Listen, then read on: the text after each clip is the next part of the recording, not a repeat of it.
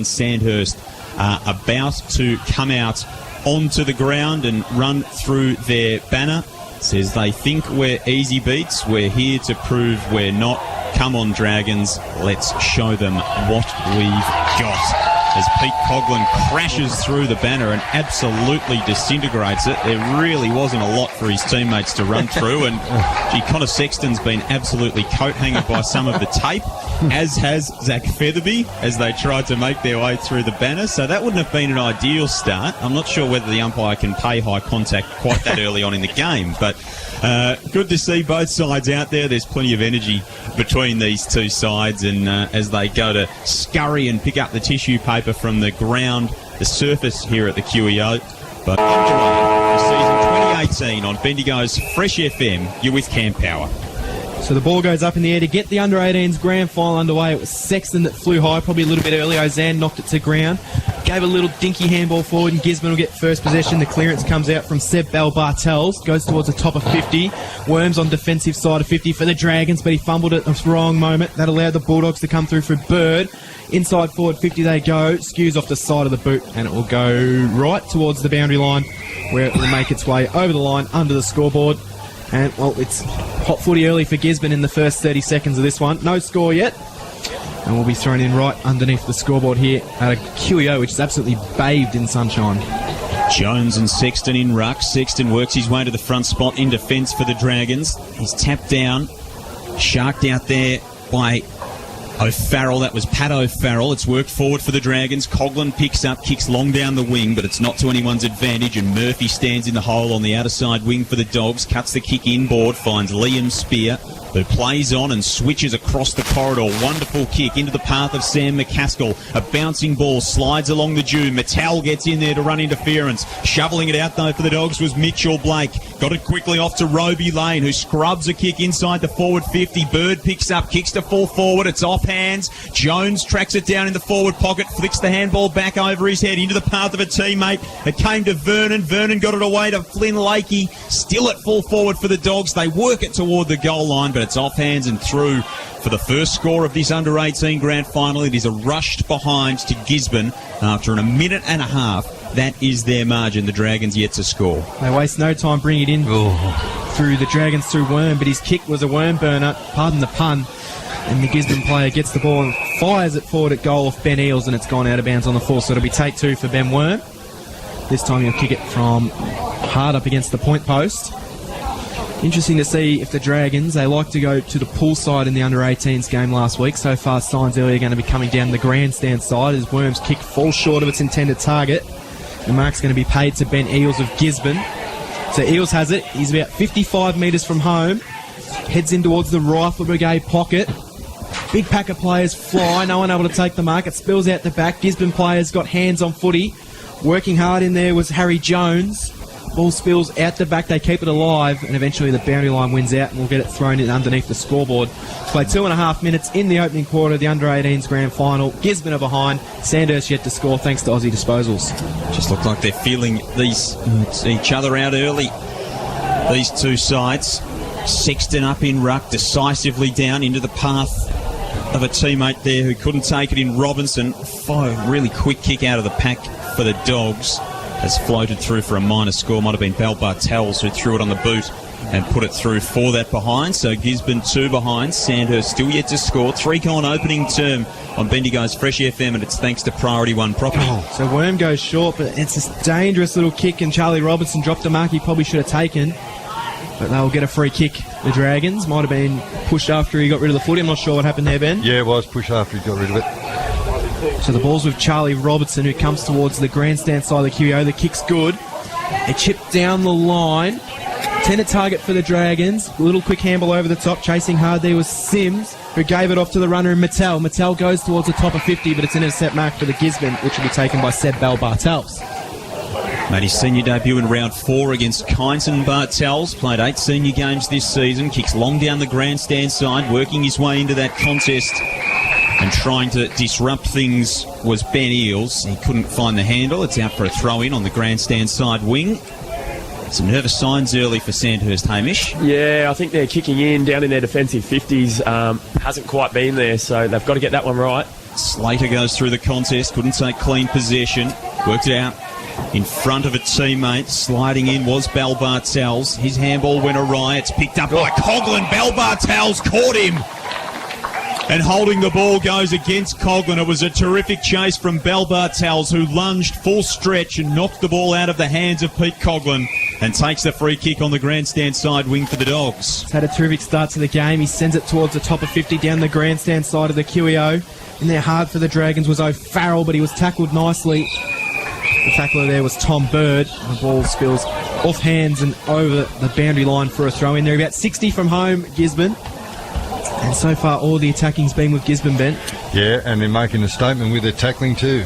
So it's thrown in right at the top of 50. Knocking the ball down was Ozan, but only as far as Worm for the Dragons, who picks up cleanly. A chip wide. Oh, dropping a mark he probably should have taken was Murley, which allowed Gisborne to sweat on the turnover. First shot on goal. Out of bounds. Out of bounds on the full. So, no, not troubling the scorers there. Interesting to note, Cam, that the Gisborne pressure's been a lot more physical than what Sandhurst has so far. Yeah, that's been the standout at the moment, the physicality of it. And that's what they bring to the table, the Dogs. Norm Jenkins, Hamish Morecambe and Ben Dyatt with you in this under-18 grand final this morning on Bendigo's Fresh FM Camp Power. Joel Peterson calling the action. Long kick outside defence for the Dragons. Went through the hands of Sexton. Worked the Bell Bartels for the Dogs. Handball back inside 50. Dixon was run down. Got his handball away. Sliding in was McCaskill. Picked up by Lane. Shovels it out. Back to Bell Bartels. To Josh Freak, who eyes the sticks from 50. A tumbling ball will just sneak in for a behind to the right-hand side. So Gisborne press along to 3 behind. Sandhurst yet to score. 6 gone in this opening term. That is thanks to Aussie disposals, but they're not getting great looks at the moment, the Dogs. No, but one thing they have done, Joel, they've had 5 inside 50. Sandhurst yet to make an inside 50. Oh, there's Voice of Norm Jenkins down on the boundary line as Ben Worm. He's having a little bit of struggle streets early with his kicking. He's kicked that one straight out of bounds and it didn't come off any hands at all. So Gisborne will get the ball. They'll fire it towards the top of goal square. In fact, he's had a long shot on goal. point. And it's gone through for a behind. Play underneath the scoreboard. Who backed himself in for the big kick there was Baxter Slater. And with Baxter Slater's capabilities, you'd nearly back him in to kick those ones. They're practising all this before the game too. Their pressure on the kick-outs. So Gisborne moved to 4 behind. Sandhurst yet to score. We played 6.5 in the opening quarter thanks to Priority One Property. Worm drives it in long to half back. In the pack there was Kyle Johnston. Couldn't mark. Again, it's worked back into Gisborne hands. Eel was dispossessed in the tackle by Mulqueen, who went back in, picked it up. Getting buffeted out of the way of that football for the Dogs was Matt McDonald. It came out though. Gisborne go inside forward 50 through De Ruyter, who tumbles the kick inside, but bursting out for the Dragons is Ben Worm, who runs his full distance and then some, has a bounce, flicks the handball over the top towards Tom Kay, who backpedals, falls over. He got the handball out to Sims, who picked up and handballed now, and Dragons work it back through Kay. Kay pops it over the top back to Sims, all on the outer side wing for Sandhurst. Sims moves the ball forward by hand, but they're stuck in the van here. Going back in was Kay. Freak in there for the Dogs to disrupt it. They might be able to take possession. Bell Bartels spinning through the traffic. Little bit of composure. Handball infield. Found a teammate in Brancatizano who had a fumble. Now back to Freak as the Dogs work it by hand to half forward. There is no science in this whatsoever.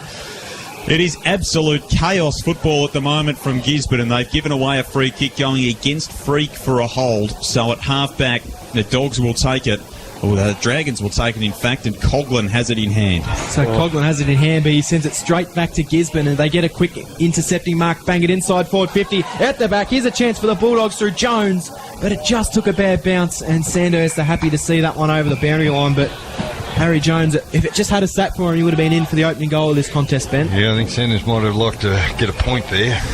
This is going to look dangerous now. So it sets him up inside forward 50 as the boundary umpire heaves the ball in the Rifle Brigade pocket. Jones goes up and does the ruck work, knocks it to ground, and content to see it over the boundary line is Jeremy Ellis. What do you make of this one early, Hamish? Well, I think, like Norm mentioned earlier, there's been a lot of inside 50s for Gisborne, but they just have not been able to capitalise. So Marty would be really keen for them to get a goal on the scoreboard. Ball thrown back in. Jones and Sexton in ruck. Jones for the Dogs. One tap, two. Takes it out of the ruck. Throws it on the boot. Another point. But misses away to the right. His left foot snap just brought it back a little bit too far, but it was a nice bit of work in that contest from big Harry Jones. 5 behinds, Gisborne. Sandhurst are yet to score. 9 minutes gone, opening term. thanks to Priority One Property on Bendigo's Fresh FM. So they're backing Ben Worm in, who sends a long ball that's gone all of 55 metres and flying high over the pack for the Dragons. Mark should have been taken. I thought he had clean hands on that one, Ben. Yeah, I thought the umpire could have paid that one. Absolutely. It was Sexton, wasn't It was a spectacular fly from Sexton.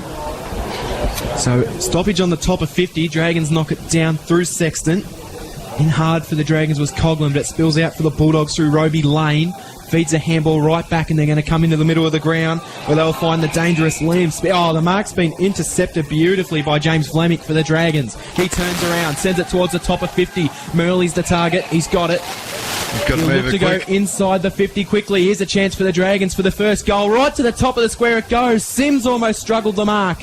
Spilled out the back, and the Bulldogs might come away with it. They'll come through Nick Smith. Yeah, Smith is able to look up and find Spear at half-back, so Liam Spear marks, plays on, kicks down the line and finds the chest of Jones. Jones has got it between wing and right half-forward. Looks to pump Gisborne into attack. Does. Looks for Slater. Kicks in that direction. Ball over the back. It'll spill for Vernon, who runs on, collects. No! Couldn't collect at the top of the goal square. Ball goes to ground. And the Sandhurst defence is again able to scramble and rush it through for another behind. Gisborne are up to a goal, but they've done it all in minor scores. They are 6 behinds. Sandhurst are yet to score. We have played 10.5 minutes in the opening term, thanks to the Holden Colorado at Poyser Holden on Bendigo's Fresh FM. And gee, there's some opportunity cost here for the Dragons, Ben. Yes, I think the floodgate's going to open if Gisborne score a final goal. So Ben Worm goes down the pool side. Intended target was Sexton. He fumbled with it a little bit, which allowed the Bulldogs to come in and put heaps of pressure. Ball spills out the back to Kay. He turns around, hugs the boundary line, then fires a kick down the line. Going in hard there for the Dragons is Featherby. Tackling pressure was from Lockie Baker, which forces the kick to be out of bounds on the full. So it'll be a turnover. The ball will go the way of the Dragons in the possession of Lockie Baker, who's almost in the middle of the QEO pool side. And the Sandhurst boys starting to get themselves into this game. They're getting a bit more of the football than what they had early. Just starting to get their hands on a little bit more, Normie. Good pick up.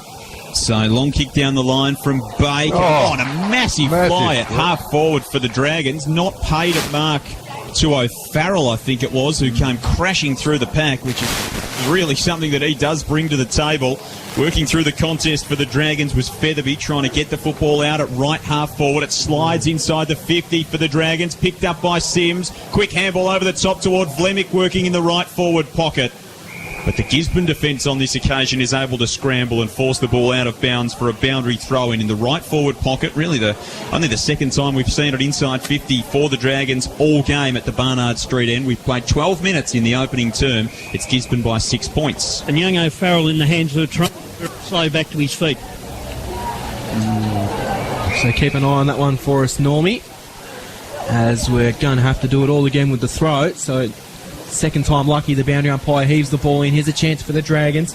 At the back was Featherby. Gave off a handball to Kay. Worked through the pack and then just sent it towards the top of the square. But there's two Gisborne players that spoiled each other. There's a chance for the Dragons. It's hacked off the ground by Coghlan. He's got it. And after all Gisborne's early dominance in this one, the Dragons get their first goal to go 1 straight 6. Gisborne are yet to score a goal, but they've got 6 behinds. So it's 6 apiece. We played 10.5 in the opening quarter, thanks to Priority One Property. Gee, that's a big blow as far as Gisborne are concerned, Hamish, given that they dominated this opening stage and then they concede the first goal. Yeah, look, that's exactly what Martin wanted. They've had about 10 inside 50s, I think, and like you said, 2 inside 50s or 2 or 3 to Sandhurst, and all of a sudden they've got a goal on the board and it's even. Something out of nothing for Sandhurst. Back in the middle, Sexton and Jones in ruck. Jones for the Dogs, controls it down and then gets the tap, but Sexton batted it out of his hands right as he was going to get the kick away. Then Sims spinned through the traffic in the centre of the ground. Got the handball onto Robinson for the Dogs, but mopping up defensively was Vernon. Handball away to Lakey. Lakey comes off half-back through Brancatazzano, who kicks down the line, and a terrific mark judged beautifully by Ben Worm, who floated in over the back of his opposing number there in Darby Pemberton and took the mark. His kick down the line was poor though, picked up by Spear for the Dogs. He spears it into the middle of the ground and they work it now to Brancatazzano by hand. A high kick inside 50. Slater at the back of the pack gave a push. Definite push. And the free kick will come to the Dragons on the last line of defence. And Blaze Holden They just haven't been quite clean enough with their inside 50 entries, Ben, the Dogs. They've got it in there plenty, but they haven't directed it all that well. No, it'll be a bit of a concern for their coach because I always like the inside 50 counts, but they're not making the most of it. So the Dragons will hug the boundary line down the pool side of the ground. The kick from Holden right towards the boundary line where it is seen over off hands by about 10 different players there. Sanders have lifted their work rate as well. Well, sometimes it takes when you're out and down to get one goal, which levels it up on the scoreboard. It can be a bit of a momentum killer for the Bulldogs as the ball's heaved in. About 60 from home now, the Bulldogs, as the Dragons will look to clear. Little stubbing ball, but it works out into the hands of Beau Bartels for the Bulldogs. Gave off the handball. Lakey's in there. Feeds the handball back towards the top of 50. That's a good build-up play, and a good mark's been taken by Charlie Greenwood, 45 metres out, directly in front, and he'll go back and line up for the Gisborne Bulldogs first of the game. Vital goal for Gisborne to settle them down. He's dished off the handball to McCaskill, who goes for home and puts it through. Sam McCaskill got it every bit of 50 to put that one through. And the Gisborne Bulldogs get their first of the grand final through Sam McCaskill. They're 1-6-12. The Sandhurst Dragons are 1 straight 6. We have played 11 minutes in the opening quarter thanks to Aussie Disposals. And interesting to note, out of 10 inside 50s, that's the first time Gisborne's been able to get a mark. Yeah, and it was a wonderful kick in from Jones as well. A low kick. That's what you like to see, especially from your ruckman, Ben, that they can deliver the ball inside like that. Yeah, not often the ruckman can kick, is it? he's a handy type, Big Jones. Back in ruck again here against Sexton. No decisive tap. Coughlin chases after it for the Dragons. Sliding in for the Dogs was Nick Smith. Has there ever been a bad Nick Smith? I'm not quite sure, but he got a free kick on that occasion. He was caught holding the ball, so Coughlin will take the free kick just forward of the centre circles for the Dragons. Kicks inside forward, 50. Wonderful mark for the Dogs by De Ruyter. Kay had the sit, worked him under the football, and De Ruyter were going back with the flight, stretched his arms above his head and pulled it in on half back. He's kicked down the line to McDonald. McDonald's kick smothered by O'Farrell. The Dragons flick it out through Vlemick to Worm. Worm kicks inside the 50 and Dixon stretches and marks. Angus Dixon's got it 48 metres from home, directly in front of the bar end, and you'd think this would be right, maybe even beyond his journey. I'll tell you, this Worm's a fair footballer too for Sanders. It's featured in senior football this year for them. Dixon on the left boot, kicks into the right forward pocket. Big pack around the football. Gisborne with the numbers. Working hard in that pack was Nick Smith for the Dogs, trying to keep it in but couldn't. And it goes out of play in the right forward pocket. 20 metres around from the Sandhurst goal. Gisborne by 1 straight kick. We've played 17 in the opening term of the under-18 grand final. So the ball heaved in. South Bendigo poolside change rooms. It's hacked at the bottom of the pack. Flying shot on goal for the Dragons. It's gone through for a minor. So they move to 1-1-7, the Dragons. The Bulldogs are 1-6-12. As we approach red time in this opening quarter, thanks to Priority One Property. That's a fair kick. Yeah, there's a massive kick outside the defensive 50 for the Dogs. It tumbles all the way past the grandstand wing to attacking side for Gisborne, but it's cut off. And coming back the other way is Jeremy Ellis, who kicks to half forward. Big fly in the pack, came from Mulqueen, couldn't quite get a handle on it. McCaskill socketed it forward toward the boundary line.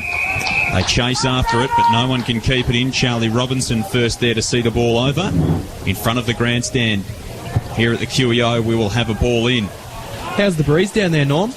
No, next to none to talk about, Cam. 6-12 Gisborne, 1-1-7 Sandhurst, 18 gone opening term. Again, the Dogs try and work it clear of the stoppage and move the ball forward, but the handball to Beau Bartels coming from De Ruyter was knocked out of play, so we'll have another ball in still on the grandstand wing. So it's thrown in on the grandstand side. Knocked forward. Chance for the Dragons. Going in hard was Robertson. Dished off a handball. Eventually it works out to Mattel, who ran himself into a wall. Sent inside forward 50 by Lakey. Intercept marks taken by Ben Worm, who's having a superb game, as Ben mentioned, down back. So Ben Worm has it. Rifle Brigade pocket. Goes all the way across the ground. That's another huge kick. Intended target over there is Johnson, but it just bounces and bounces and bounces. Johnson did really well to keep that alive. Hugs the boundary line. Sends it towards the top of 50 for the Dragons. Vlemick came out. but Gisborne have the numbers. When the ball hits the ground, they'll chip it into the middle of the ground where they'll find Flynn Lakey. Wonderful kick found Lakey. Lakey handball off to Lane. Lane kicks inside, forward 50, over the back. McCaskill runs in, picks up, does he? He has a momentary fumble and the Sandhurst defence gets back. Wormed in wonderfully well, tackled him, picked the ball up. Got the handball away around the corner to Johnston, who tumbles it outside defensive 50 for the Dragons. They are holding on so well in defence. Gisborne try and work it back inside forward 50. Coghlan on the edge of the 50 for the Dragons. Clearing handball to Mulqueen, who bats it back in the direction of a teammate, and then a free kick. Thought it might have been for a throw. It's in fact going to be a high tackle going to Sandhurst. What about the work of Ben Worm on the last line of defence to stop that goal? McCaskill had it on a platter but just couldn't pick it up cleanly. And so Coghlan takes the free kick for the Dragons. He just sends it long. Not long to go in the opening quarter in the final minute. Dragons have the ball at the top of the 50. Strong tackling by Angus Dixon. He's going to be rewarded. He gets up, sends it inside forward 50 quickly. Vlamic on the lead and he's got it. Great play, Dragons. Terrifically done. And that was really well done by Angus Dixon. He must have knew how long to go because he didn't waste any time getting to his feet and getting the kick inside beautifully. Yeah, look, Fleming's got the opportunity here to put Sandhurst in front after the siren at quarter time, and that will be very disappointing for Gisborne if that's the case, with their score being 1-6, 12 points. Sandhurst currently 1-1-7. So James Vlamic in the left pocket, South Bendigo's social rooms, comes in, puts it on the boot, he likes it. The one finger in the air. And the Dragons are going to take the lead into the quarter-time break against the flow of play. 2-1-13 Sandhurst, Gisborne 1-6-12. Quarter-time in the under-18s grand final thanks to Aussie Disposals. Well, what a finish to this first term in the under-18 grand final. James Vlamic gives Sandhurst their first lead of the game after the quarter-time siren had sounded. Gisborne thoughts on it very shortly. Second term about to get underway in this under-18 grand final. Sandhurst by 1 point as the ball's tossed up in the air and Jones wins the tap for the Dragons, but chasing after it and getting it inside 50 was Coghlan of the Dragons, who kicks long. Spear came out to meet it for the Dogs, but his kicks floated out of bounds on the full. And Spectator just on the other side of the fence here. I think they're looking directly into the sun. Cover. Yeah, I'm not sure he had any idea where that ball was because he hardly turned away from it and almost clobbered him straight in the face, Cam. So free kick will be taken for the Dragons by Zach Fetterby, who just guides it wonderfully inside the forward 50, and sliding into mark is Sean O'Farrell, who will go back and kick from 45 metres out on a slight angle to the right of centre, kicking to the city, and that was a wonderful pass inside the 50, Ben. Well, he was able to do that because of pretty poor defence by Gisborne, leaving a massive big hole there in front of goal. So Sean O'Farrell, who starred for football this season for Catholic College on this very ground a couple of times. He'll kick from just inside the 50. Strikes it on the left boot and guides it through magnificently. Absolutely wonderful finish from Sean O'Farrell. And the Dragons go back-to-back within the opening minute of the second term, having kicked their second goal after the siren of quarter time. Sandhurst 3-1-19, Gisborne 1-6-12, minute and a half gone, second quarter on Bendigo's Fresh FM, thanks to Aussie Disposals. And Hamish, that was a wonderful start for Sandhurst. Yeah, look, never looked like missing there. All the Sandhurst players started running towards Sean there as he took the ball and he had to move. So it was a great cut there, about 40 out, 45-degree angle. So we go up in the ruck. It's one down by Sexton beautifully to Coghlan, who just threw a high ball on the boot. Goes every bit of 50 metres in the air, that is, as it works forward. Bulldogs player running through there, tried to use the boundary line to his advantage, but kept it in beautifully, did Blake, before he tapped it back into play, and he's going to get it again. Here's Cassidy. Cassidy's little kick, it came off the side of the boot. Not sure his intended target there was Charlie Greenwood, but that's where it goes. It bounced beautifully for him, who dished off a handball, who ran himself into a lot of trouble, did Ozan. It's turned over. Sexton for the Dragons. Handballs to Worm, then Worm goes with a little kick out of defence. Juggling the mark for the Dragons was Sean O'Farrell right in front of the Sandhurst bench. Grandstand side of the QEO, which is absolutely bathed in sunshine, Joel. Geez, telling this boy. He slams it down the grandstand side on the left boot. Big flying a mark from Jones, who's already shown some of his own wares in this term. Jones kicks it forward and finds McCaskill, who's between the wing and half forward. Kicks inside the 50. Working his man under the football there for the Dogs was Mitchell Blake, who's might end up with the football here as it trickles out toward the boundary line in the right forward pocket for Gisborne. Alice with him right there for company. Can't keep it in. And we'll have a throw in 45 out from the Gisborne goal. They need to start really moving the ball with a bit more conviction inside the forward 50. Ball thrown back in. Ozan and Sexton go up in ruck. Sexton had the better of it for the Dragons. Kick comes clear of the 50 inside the centre square for Featherby. Featherby chips it over the top in the path of Flemick, who runs inside 50, collects, steadies and dribbles through a wonderful goal. How about that from Sandhurst?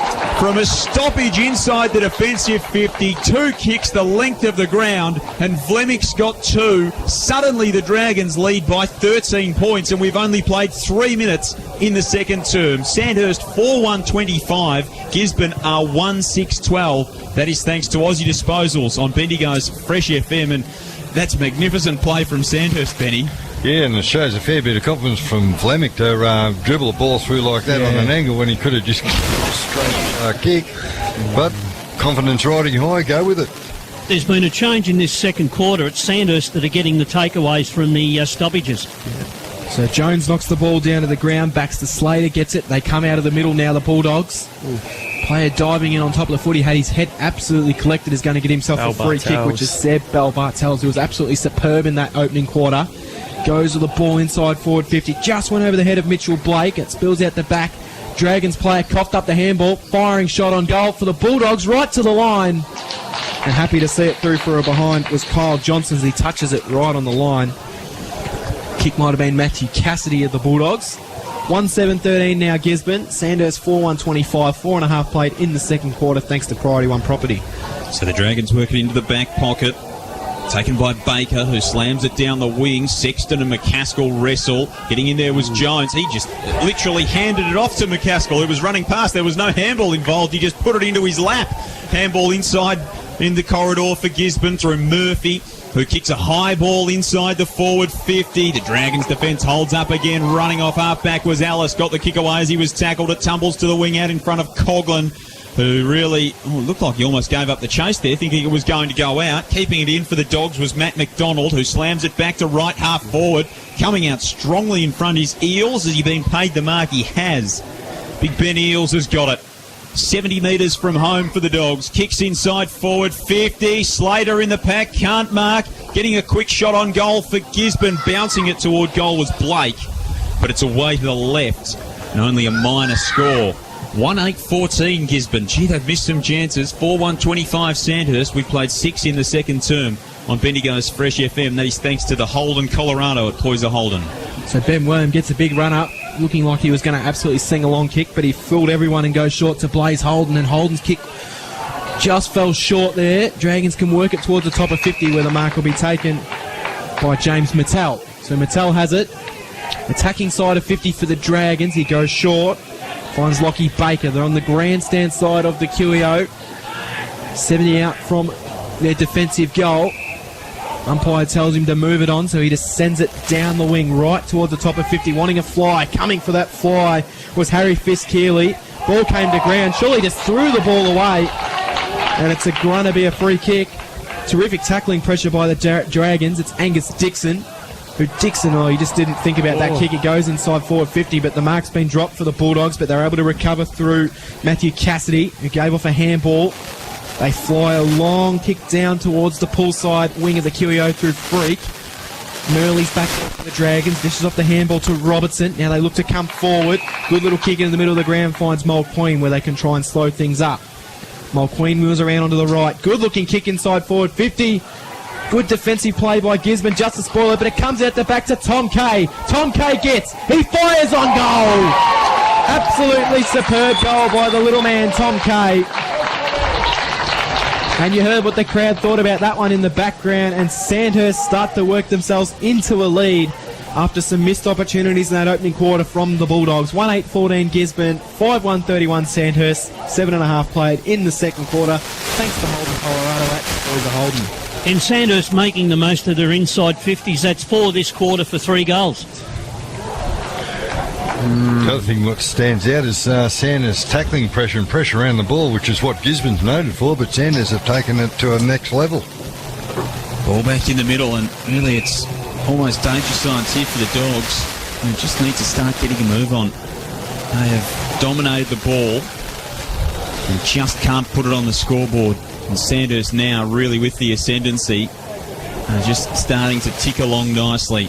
He's firing at the stoppage, massive pack around the football, still in the centre circles. It hasn't cleared the area. It's bouncing around like a pinball among 15 sets of legs. And Scott Baxter comes in, scoops the ball up and throws it high into the sky here at the Queen Elizabeth Oval. Sims with the takeaway kick, lunging out was O'Farrell at the top of the 50. Couldn't mark. That'll be a free kick surely to the Dragons. Cassidy went through the pack, took on 2 tackles, didn't get rid of it effectively. Didn't come off though.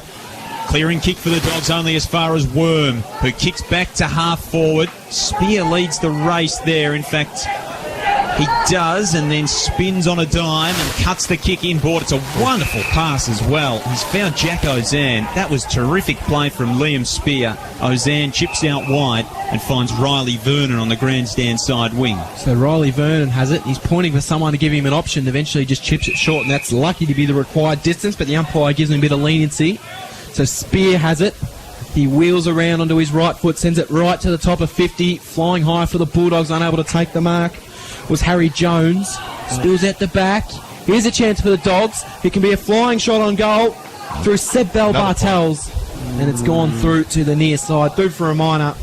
And it seems to be the story of the day. Through for a minor. 1-9-15 now, Gisborne. Sandhurst 5-1-31. 9.5 played second quarter thanks to Priority One Property. And the Gisborne wastefulness continues. Surely 10 scoring shots to 6, and the team that's had 6 is doubling the score. It's amazing. Worm kicks in long for the Dragons. A big fly came from Lachlan Costello. Couldn't mark. Handball out. Doing well was Flynn Lakey. He got it off to Timo. Kicks high inside the forward 50 for the Dogs. Comes to ground. Slater's there. Spins through the traffic. Ran into a wall. Absolutely ran into a wall, Baxter Slater.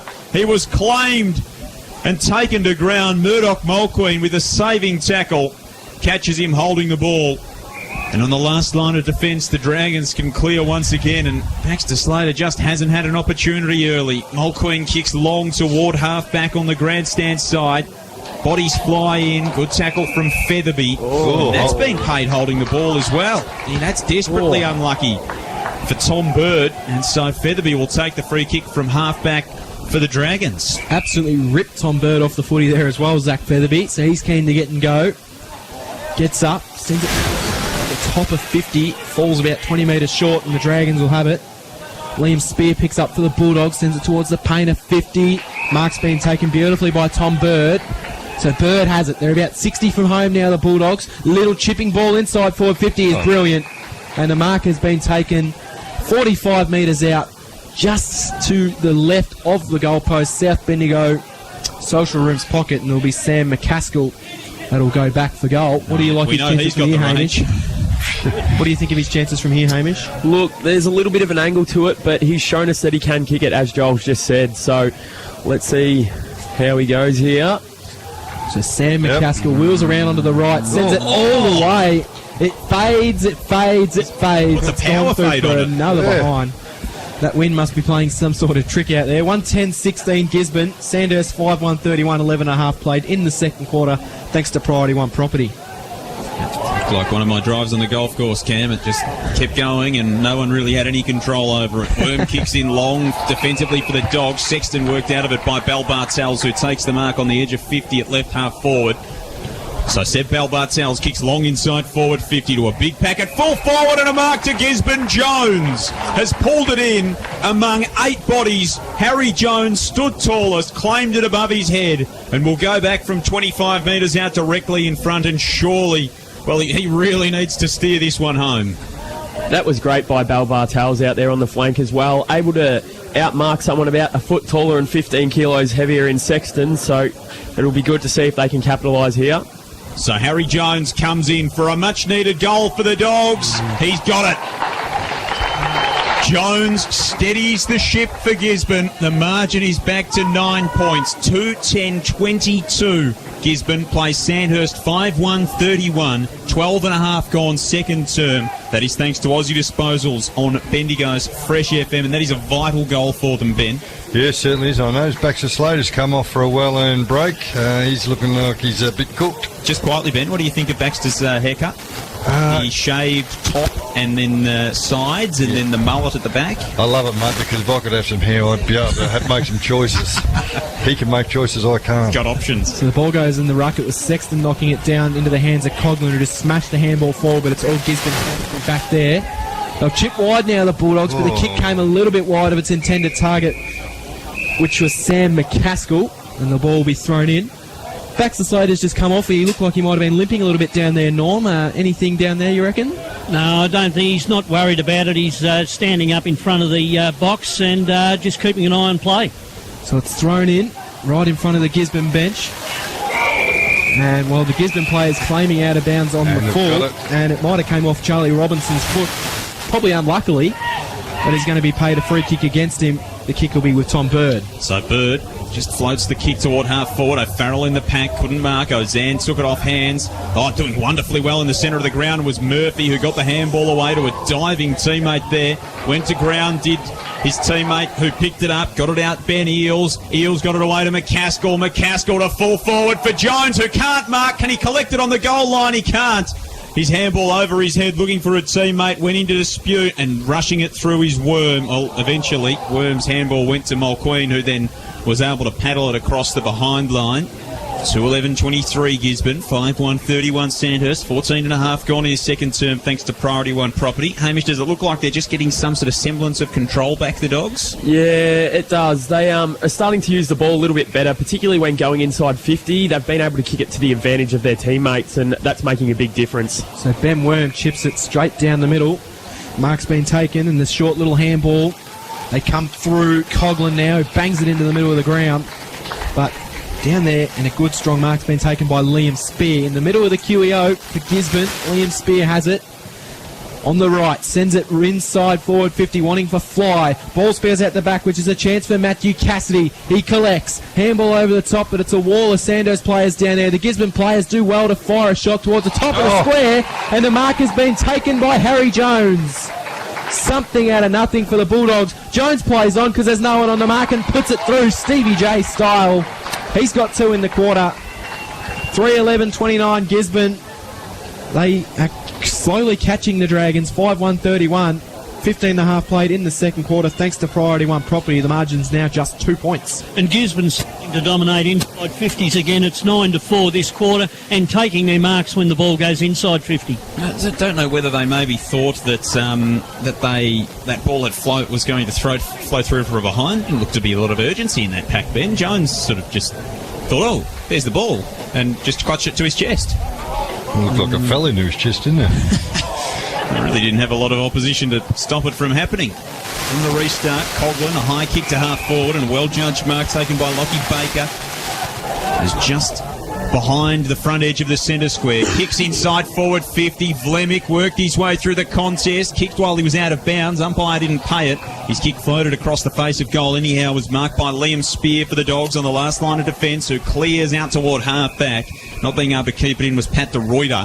And the ball goes out of play for a throw-in in front of the netball courts, where the score is 21-18 in the 17 and under grand final, the way of Sandhurst. So the Dragons, undefeated this season in the 17 and unders, lead Gisborne by 3 goals. So the ball goes up, pull side. The kick's absolutely skewed off the side of the boot there by Zach Featherby. Sims went charging through. It was wrapped in a tackle. It was a superb tackle by Liam Spear. Not sure he ever had clear possession of the footy though, Ben, but he's going to be given holding the ball. Oh, he had it all right. That was a magnificent tackle. So Liam Spear has it for the Bulldogs. They come wide, goes right towards the boundary line where the mark will be taken by Matt McDonald in front of the Gisborne bench. McDonald chips and finds Lakey. Lakey dishes off the handball to Brand Canasto.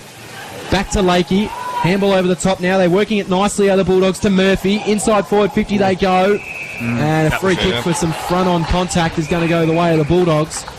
And it'll be taken by Riley Vernon. So Vernon wanted to get his go. She tried to improve the angle by about 10 metres there. And the umpires are having none of that. So That's classic goal sneakery. So eventually he looks for a couple of options and then he thinks I'm going to have to go back and have the shot for goal. Runs in the family. His brother Jared kicked bags and bags of goals for Gisborne in the under-18s a few years ago. Actually, I think he's kicked the second most for Gisborne this year. So Riley Vernon will pick it from the paint of 50. He wheels around on the right foot, sits it up to the top of the goal square, falls about 20 metres short. Big fly for the Bulldogs. Unable to take the mark. Dragons will get a clearing kick when the ball hits the ground. Goes in the direction of Coughlin. He was sought upon by some hot Gisborne tacklers. And the pressure is really up in this one. And it'll be thrown in right in front of the players' race on the South Bendigo poolside change rooms. Gisborne are 3-11-29. The Dragons are 5-1-31 as we approach half-time in the under-18s grand final thanks to Aussie Disposals. Harry Jones almost pulled in another mark. He's having some sort of day. Ball on the outer side for the Dogs in the hands of Darby Pemberton, who was thrown across the boundary line. It'll be, in fact, he was dispossessed before he was thrown over the boundary line. So it will come back and be a free kick for the Dragons. So long kick down the line, floats over the back of the page out there. Gisborne in possession. Man with the football, Matty Cassidy, who kicks back toward half forward, and a good mark taken by Worm. How good has he been across half back for Sandhurst today? Again, reads the ball so beautifully. And he's got it in his hands at left half back, 65 out from his defensive goal with a minute left in the second term, and he's side up by 2 points. You could argue it was his desperation late in the last quarter last week which got him over the line against Strathfield Hayes. He kicks down the line and finds Connor Sexton. Sexton dangs it inside forward 50. But the opposing number 17 of the Bulldogs, which is Liam Spear, takes the ball over the boundary line. And it's going to be a free kick. Yeah. Too high, did you say, Jolie? Yep. So the free kick's going to be with the Bulldogs. They have it underneath the scoreboard here at the QEO, which reads 3-11-29, Sandhurst 5-1-31, 9.5 played in the second quarter, thanks to Aussie Disposals. So Spear finds Bell Bartels, who's just going to slow the ball down between the wing and half back on the outer side. Oh no, his kick inside the corridor was terrible. Turned over to Coughlin. Coughlin kicks inside the 50. They're going to get away with it, the Dogs. Lane marks inside defence, and then his kick was out of bounds to Bell Bartels, and James Flemick's got the ball on the boundary line with 5 seconds left in the quarter. He plays on, runs inside in the left forward pocket, has a shot on goal on the siren! James Flemick! You are kidding! He kicked a goal after the quarter time siren. He's kicked another after the half time siren. He played on with 5 seconds left, ran deep in the... Sandhurst lead by 8 points in the under-18 grand final for season 2018 with the second half on Bendigo's Fresh FM. You're with Camp Power. So the ball goes up in the air. Harry Ozan knocks the ball down for the Bulldogs, but it goes straight down to ground where a big pack of players dive on top of the footy and will do it all again. So the tackle coming from Zach Sims. They throw the ball back to the ball, moved about 5 metres forward in the direction of the Dragons' goal as Gisborne will get it. They'll get the clearance and send it. Ben Worm came out, had to jump really high to get that on the bounce, and he took it cleanly.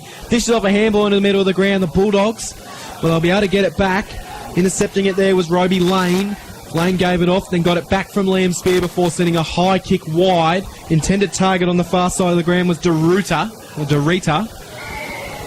And it comes off hands and it takes a little bit of a bad bounce, and over the boundary line it goes in the middle of the QEO on the pool side of the ground. Less than a minute gone in this third term, and it is an 8-point lead in favour of the Dragons in the under-18s grand final. Young boundary umpire will spin it back into play. Ozan and Sexton go up in ruck. Ozan worked his way to front spot and tapped it down in the direction of Bell Bartels, who burrowed under the pack. It came out for the Dogs. Doing good work in there was Flynn Lakey. Around the body, a high kick. Cassidy went past it. It spilt to the ground. Firing in on top of the football there was Tom Bird for Gisborne. He's wrapped up in a tackle. Worm again there he was involved in the play. Sean O'Farrell helps out with the tackling duties and will have a ball up 65 metres out from the Gisborne goal. They kick to the city end in this term. Slater's moved onto the ball for the Dogs. Handball through the traffic, came out toward Vernon, who paddled it inside the forward 50. Eels goes past it. Might have a chance now to run the Sandhurst player down and win a holding the ball free kick. No, in the back. Big Ben Eales came crashing over the top of Jeremy Ellis. Gave away a free kick, so Ellis takes it inside defensive 50 for the Dragons. He chips it wide and finds Murley, who takes the mark. haven't Gets seen a lot and of that goes. today, Cam. Has a bounce. He can do that really well when he gets himself into some space, but the kick was nothing to be desired. Spear takes the intercepting mark for the Bulldogs. Comes wide. Good defensive pressure by James Mattel, who was in a one-on-one with a much bigger opponent in Sam McCaskill, who's been one of Gisborne's better players, and well, that is a win for James Mattel to get that one over the boundary line, Ben. Yeah, it certainly was. I thought, what's the number one? McCaskill was just going to throw him through the fence. So the ball's heaved back in, right in the middle of the QEO on the grandstand side. Flicking out a handball was McCaskill. Able to run onto it. Might have been taken kick, without yep. the footy after he got rid of the handball. He'll get himself a free kick. The defender there was Charlie Robertson. So McCaskill will load it up inside forward 50. He goes towards the hot spot. Who can get a good run and fly at the footy?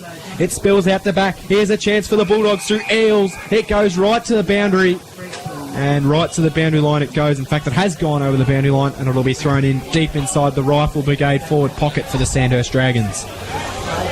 Ball comes spinning back into play. Sexton wins it down. Worm went through the pack. It's burrowed out though. Lane might have been held off the football for the Dogs. Nothing coming. Comes back to Bell. Bartels at the back of the pack. He fires away and curls the kick around his body, but misses to the left-hand side. It floats out of bounds on the full. Penalty free kick will be taken on the last line of defence. And the man to take that free kick will be Charlie Robinson. Slams it back into play. Big fly came from Murphy of the Dogs. Vernon did the roving. Handball quickly away to Bird, to Bell Bartels, who spun out of the trap tackle for the Dogs. Kicks inside the forward 50 towards Eales. It's roved by Slater. He got the handball away. Didn't get it to a teammate though. Working hard though. Doing well was Flynn Lakey. Back to Vernon. High kick. Around the body. Jones. Up. Couldn't mark. Lane at his feet. Slams it through. Roby Lane, classic bit of roving. Jones brought the ball to ground, and Lane was in the right spot at the right time and found an open lane to goal. 6-1-37 Sandhurst, 4-11-35 Gisborne. 4 gone in the third term. First blood of this second half goes to the Dogs on Bendigo's Fresh FM. That is thanks to Aussie Disposals. And as we saw in the first quarter, once again it's the Dogs dominating the early play with inside 50s. Sandhurst haven't been over the centre line for the quarter. The voice of Norm Jenkins down on the boundary line for Bendigo's Fresh FM, where local footy is our first choice, as the ball goes back up in the middle.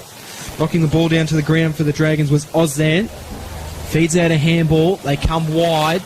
Good little play for the Gisborne. Lakey got it. Might have been dealt with after he got rid of the footy, but it comes to about 60 from home, where Ben Worm can intercept for the Dragons. Chip into the middle of the ground and finds Robertson, who was keen to get the ball to go right. Now he's got Murley on the far side of the ground. They're manning the mark closely up the Gisborne Bulldogs. We know when Murley gets himself into some space, he can get and go. Chips back in the middle of the ground. The intended target was Robinson, but it just fell short of him. Might be a turnover here. Tackling pressure comes from the Bulldogs. Bird comes to lean a hand for the Dragons. No one able to really get anything effective. It's just smashed forward for the Bulldogs. Defender there was James Mattel, who dished off a handball.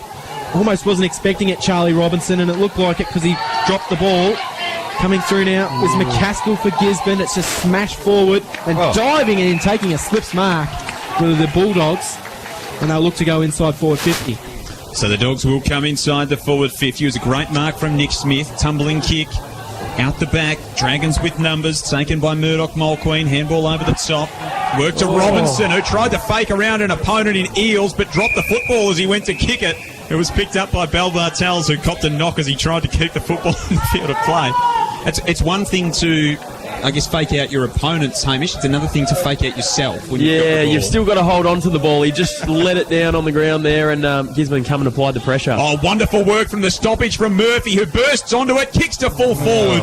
It floats over the head of Jones and through for another behind for the Dogs. Margin a point, 4-12-36 Gisborne, 6-1-37 Sandhurst, 6.5 gone in the third term on Bendigo's Fresh FM, where local footy is our first choice. So they'll steam in. Worm gave off a kick, and they're getting into some space for Johnson. He had one bounce, he had a second, and then the ball didn't come back to him, and he was almost running too quick that he socketed it forward by accident and finds the boundary line. So a little bit too quick for himself there, I reckon, is Kyle Johnson, Ben. Yes, I think the Gisborne coach will be a little bit worried. They're creating opportunities, but they're not taking them, still kicking points. What's that, 16 inside 50s to 7. So Ozan wins the hit down for the Bulldogs from the throw-in, but it goes the way of the Dragons. They kick it towards the top, the middle of the ground. Intercepting now, they go inside forward 50 of the Bulldogs. It was a good intercept mark. James Lemick led out to it. And they'll go deep inside forward 50, the Bulldogs. The kick was from Brand Canasto, and it will be thrown in the forward pocket. Rifle Brigade pocket here. Umpire heaves the ball back in. Taking the ball out of the ruck was Jones, who fired it on the boot. Comes off hands. Partially smothered, and it'll be thrown in almost where we started the first throw in from. We'll do it all again. Right forward pocket, inside forward 50 for the Dogs. They trail by a point, 7.5 gone in this under-18 grand final in the third term. Jones wins it down decisively, but the clearing kick from O'Farrell has been marked by Braden Spear. 45 metres from home, 45-degree angle to the right. That's just poor defensive work by Sandhurst's forwards. They weren't pushing up to their men that had clearly gone into the space in front of them, and that's allowed a mark inside 50. So it's been given off. Braden Spear, handballs off to Liam Spear, who ran himself into trouble, got the handball away inside forward 50, and now back out. Now McDonald for the Dogs, kicks inside to the right forward pocket, scooping it up. Wonderfully well was Worm again, who then fashions the pass along the boundary line. He has been an absolute rock in defence, Ben Worm. Magnificent play from the young Dragons defender. He found Featherby, but Featherby's kick went straight to the opposing centre-half back, who's also been outstanding in Liam Spear. So Spear has it. And Oh, a bit of a torpedo. It's barreling its way inside forward 50. Big fly. Unable to take the mark. It spills to ground. Flying shot on goal from Jones.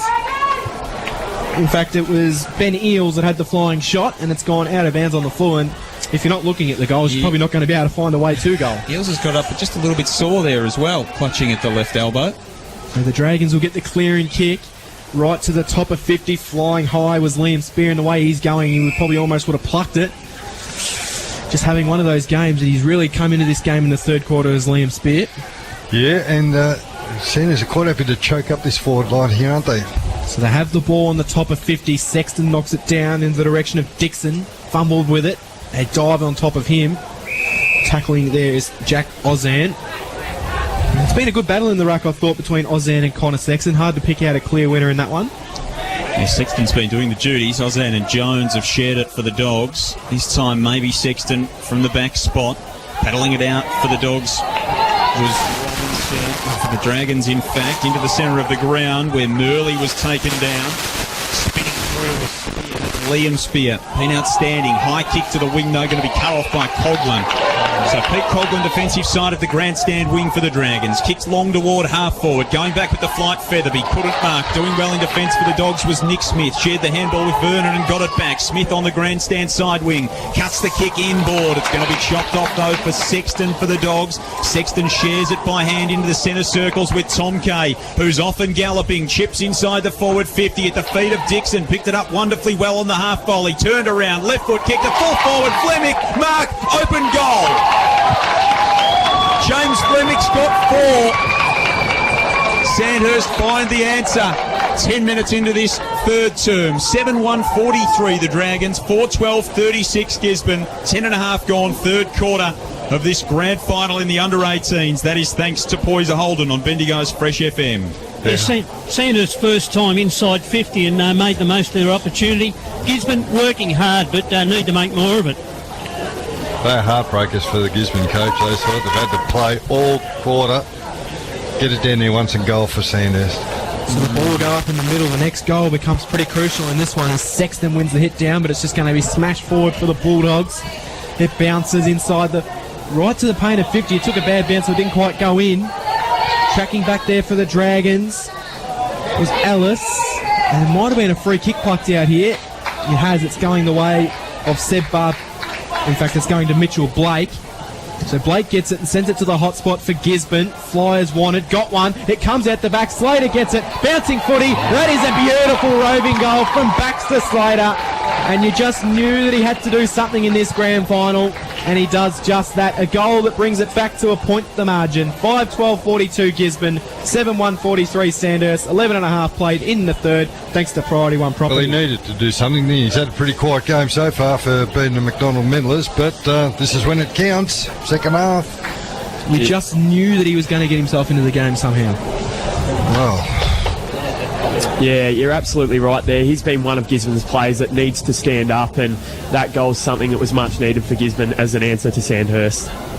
The ball goes up in the middle. Sexton again wins the hit down duties. Going through was Murphy for the Bulldogs. Picked up nicely by Worm for the Dragons, who fed a handball to Coughlin, who gave it back to Worm. Then Worm was tackled, forcing a turnover here. Roby Lane gets it for the Dogs. They come wide now. Pull side, they attack. The intended target on the far side of the ground was McCaskill. Took a bad bounce for him, but he was able to follow it up with the tackling pressure. No one able to really get a clean possession. They throw it forward to Gisborne. Sandhurst players going in on top of the footy, trying to claim a mark was Jack Ozan, but the Dragons will get it. In the middle of the ground they'll go, but it's a turnover kick which will be sent left straight back in barrel. from Spear. It's a barrelling ball. It bounces one way, it bounces the other. Going in hard, picking up the footy, was decapitated surely, and he's going to get himself a free kick. And it is going the way of Baxter 50. Slater, and he got up and he was dealt with. 50-metre penalty, and if there is one player that you don't want to give away a 50-metre penalty to, it's Baxter Slater. He's going to have 2 goals in a minute, and this could really fire up the medal I'll tell you, winner. it's that Liam Spear. He's been playing a very good quarter this quarter. He's setting up their forward attacks, Liam Spear. So Baxter Slater puts the Bulldogs in front. 6-12-48 Gisborne, 7-1-43 Sandhurst, 13.5 played in the third quarter thanks to Priority One Property, and Baxter Slater looks like he's fanned himself into this one. Yeah, absolutely. And as Ben mentioned there, Liam Spear happy to leave his player and intercepted across half back, and that's given Slater the opportunity up forward, and he's now capitalising, and it's a massive thing for Gisborne. His teammates have recognised what he's done too. They've gone over to Liam Spear, even though Baxter's kicked 2 goals. Liam Spear's been congratulated by his teammates. A job well done by him. And we've had 5 bounces this quarter, and every one of them's gone Gisborne's way. Converse to the second quarter where Sandhurst were getting the ball out of the centre. How's the mood down on the 2 benches there, Normie? Yeah, quite good. Gisborne are up and about, and the Sandhurst boys a little bit quieter.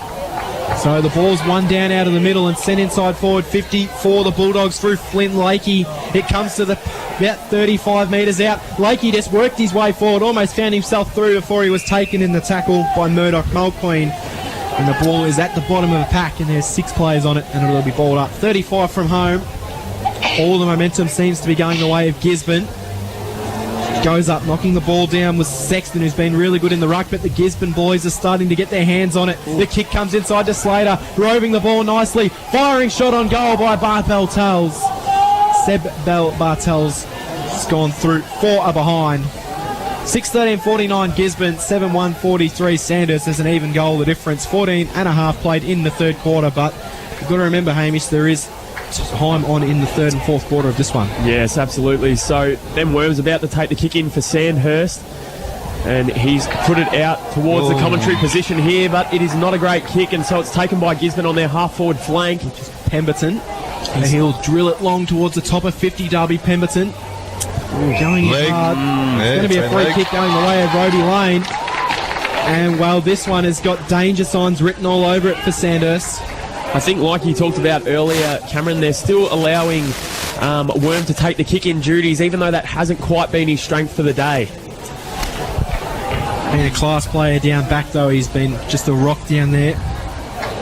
Just needs some support down there, I feel. Another 1 or 2 good, solid backmen certainly would help the Dragons out, in my opinion. Yes, absolutely. So as we see it, Roby Lane comes in for goal, and he's snuck it inside the left goal post. And that means Gisborne move to 7-13-55, and Sandhurst remains 7-1-43 with 16 minutes gone in the third quarter. Thanks to Holden, Colorado at Poyser Holden. Danger signs well and truly written on this one for Sandhurst. You think the next goal comes absolutely massive. And interesting to see that Baxter Slater's starting to enforce himself on the game, and Gisborne are now taking the lead and doing all the attacking. He's such a confidence player as well. So he's got 2 goals and he's got 150 right to the goal line. So a bit of confidence in him. And it goes a long way. Sandhurst boys are starting to be second to the football and giving away undisciplined free kicks. So the ball's going up in the middle. Ozam won it down for the Bulldogs. Coming forward, trying to bustle their way through. They do well. They're going to chip it wide towards the grandstand side where the mark will be taken by Matt McDonald. And McDonald, a little chipping ball over the top, and that, well, it was good courage shown for the Bulldogs. They will hack it forward. Spear goes in. Working hard with Blake. Strong tackling by the Gisborne Bulldogs. And he's having a superb quarter, Braden Spear. So Spear on the half-forward flank for Gisborne has just kicked a long high ball to the hot spot. Somehow that's fell down. The mark has not been paid. A handball's been fired out, but it's cut off by Sandhurst, who run towards the scoreboard. And again, a kick that didn't quite look like it come off the right part of the boot, but it's found his teammate on the half-back flank. And the kick was from Mattel, where it's been marked by Zach Sims on the attacking side of 50. Sims chips down the pull side wing, but it's only going as far as Gisborne. They'll work it forward now. The kick hugs the boundary line. It might have hugged the boundary line too much, and it's gone out of bounds on the full. Right in front of where the boundary umpire is standing. It'll be brought back into play by Zach Sims. 7:13, Ben, 7:13. The conditions are perfect, aren't they? That windsock is up there now, so it's an indication of the pressure for later on in the afternoon. Very, very interesting. Yeah, 20 inside 50, or 20 shots on goals, always encouraging to a side that's only at 8. As a coach, I'd be happy with it. So Sims brought the ball back into play. Down the line, it's managed to work its way into the middle of the ground where it's just sent forward. Murley flies for Sandhurst, unable to take the mark. Spear gets it. Lakey, top of 50, but it's standing all on his own, but it took a bad bounce, and that allows Gisborne to come through with the pressure, but they should have the numbers around the drop of the footy, the Dragons. There he goes. But the Bulldogs have worked it out wonderfully. There's just something about the Gisborne Bulldogs in this third quarter. They've got going inside forward 50. This game has got danger signs written all over it for the Dragons, and Harry Jones will have the opportunity to make it a 3-goal margin from the Rifle Brigade pocket. Yeah, that's great there. And Jones, he's kicked 2 goals already. Both happened in the second quarter, I believe, and he's now got his opportunity to slot a third here with 19 minutes gone in the third quarter. If I was the Gisborne runner, I'd be running out to all my boys saying the Sandhurst boys are looking tired, their kicks are looking tired, and they're not running as hard. So Harry Jones comes in, and that is picture perfect, straight through the middle. And the Dragons, well, they're in a bit of trouble now. 7-1-43 Sandhurst, 8-13-61 Gisborne. We played nearly 20 minutes in the third quarter thanks to Priority One Property. You can't look at the clock and think, oh, there's only another 40 seconds to go, because there's time on now, so there's probably another 8, 9, maybe even 10 minutes. Yes, and it's been all Gisborne this quarter, 12 inside 50s for their 5 goals, compared with Sandhurst, 1 inside 50 for 1 goal. So we'll go back into the middle here. Next goal becomes absolutely massive if the Dragons can get it, Ben. Oh, for sure. But they really need it now. They're in a lot of trouble. So they work it forward. Slater has it, sends it inside forward 50 for the Dogs. Going in defensively was Kyle Johnston. Just able to send a kick wide. Now they've got some space to work with the Dragons. Costello's got it, gets and goes, has a bounce. Has a second bounce before firing down the wing. Intended target was Murley. It bounced okay to him because it looked like it was going to fall well and truly short. Here goes Murley. 1 bounce, 2 bounces, 3 bounces. Takes on his Gisborne player. He steps around another. Fires on goal, but the kick goes right to the goal line where there is a Gisborne player who is playing the goalkeeper role, and that player back there is Matt McDonald. So McDonald will just fire a kick out of defensive 50 where he'll find the boundary line in front of the South Bendigo poolside change rooms. It was interesting. Fleming wanted it over the top then, but Murley had run 3 bounces and the tie kick, he couldn't get over the top. Yeah, his third bounce there, he was having to look at it still on the ground. It didn't quite come back up to him. So it's thrown in. Gisborne worked the ball into the middle of the ground. Chance for Braden Spear. Able to work it forward, but defensively, the Dragons are looking okay. So Baker gave the handball to Kay, who was taken over the boundary line. And hasn't he got some speed about him, though, Nathan Murley, Ben? Oh, I heard on the radio last week. Oh, my goodness me, he can run that boy. Absolutely. Pity the third bounce didn't work, though. Runs all day quickly, and that's thrown in. Full side of the ground. Sexton wins the ball down straight to the pack. And it will be thrown up again. Ball hasn't moved any direction, but this time it'll be a throw in. ball up, I should say, instead of a throw-in. Handball from the Bulldogs was Brand Castanaro. Worked out to Liam Spear, who sends it forward. Dragons defensively are okay through Fist Keeley, who chips one into the middle, where you will find James Mattel. So Mattel will have it.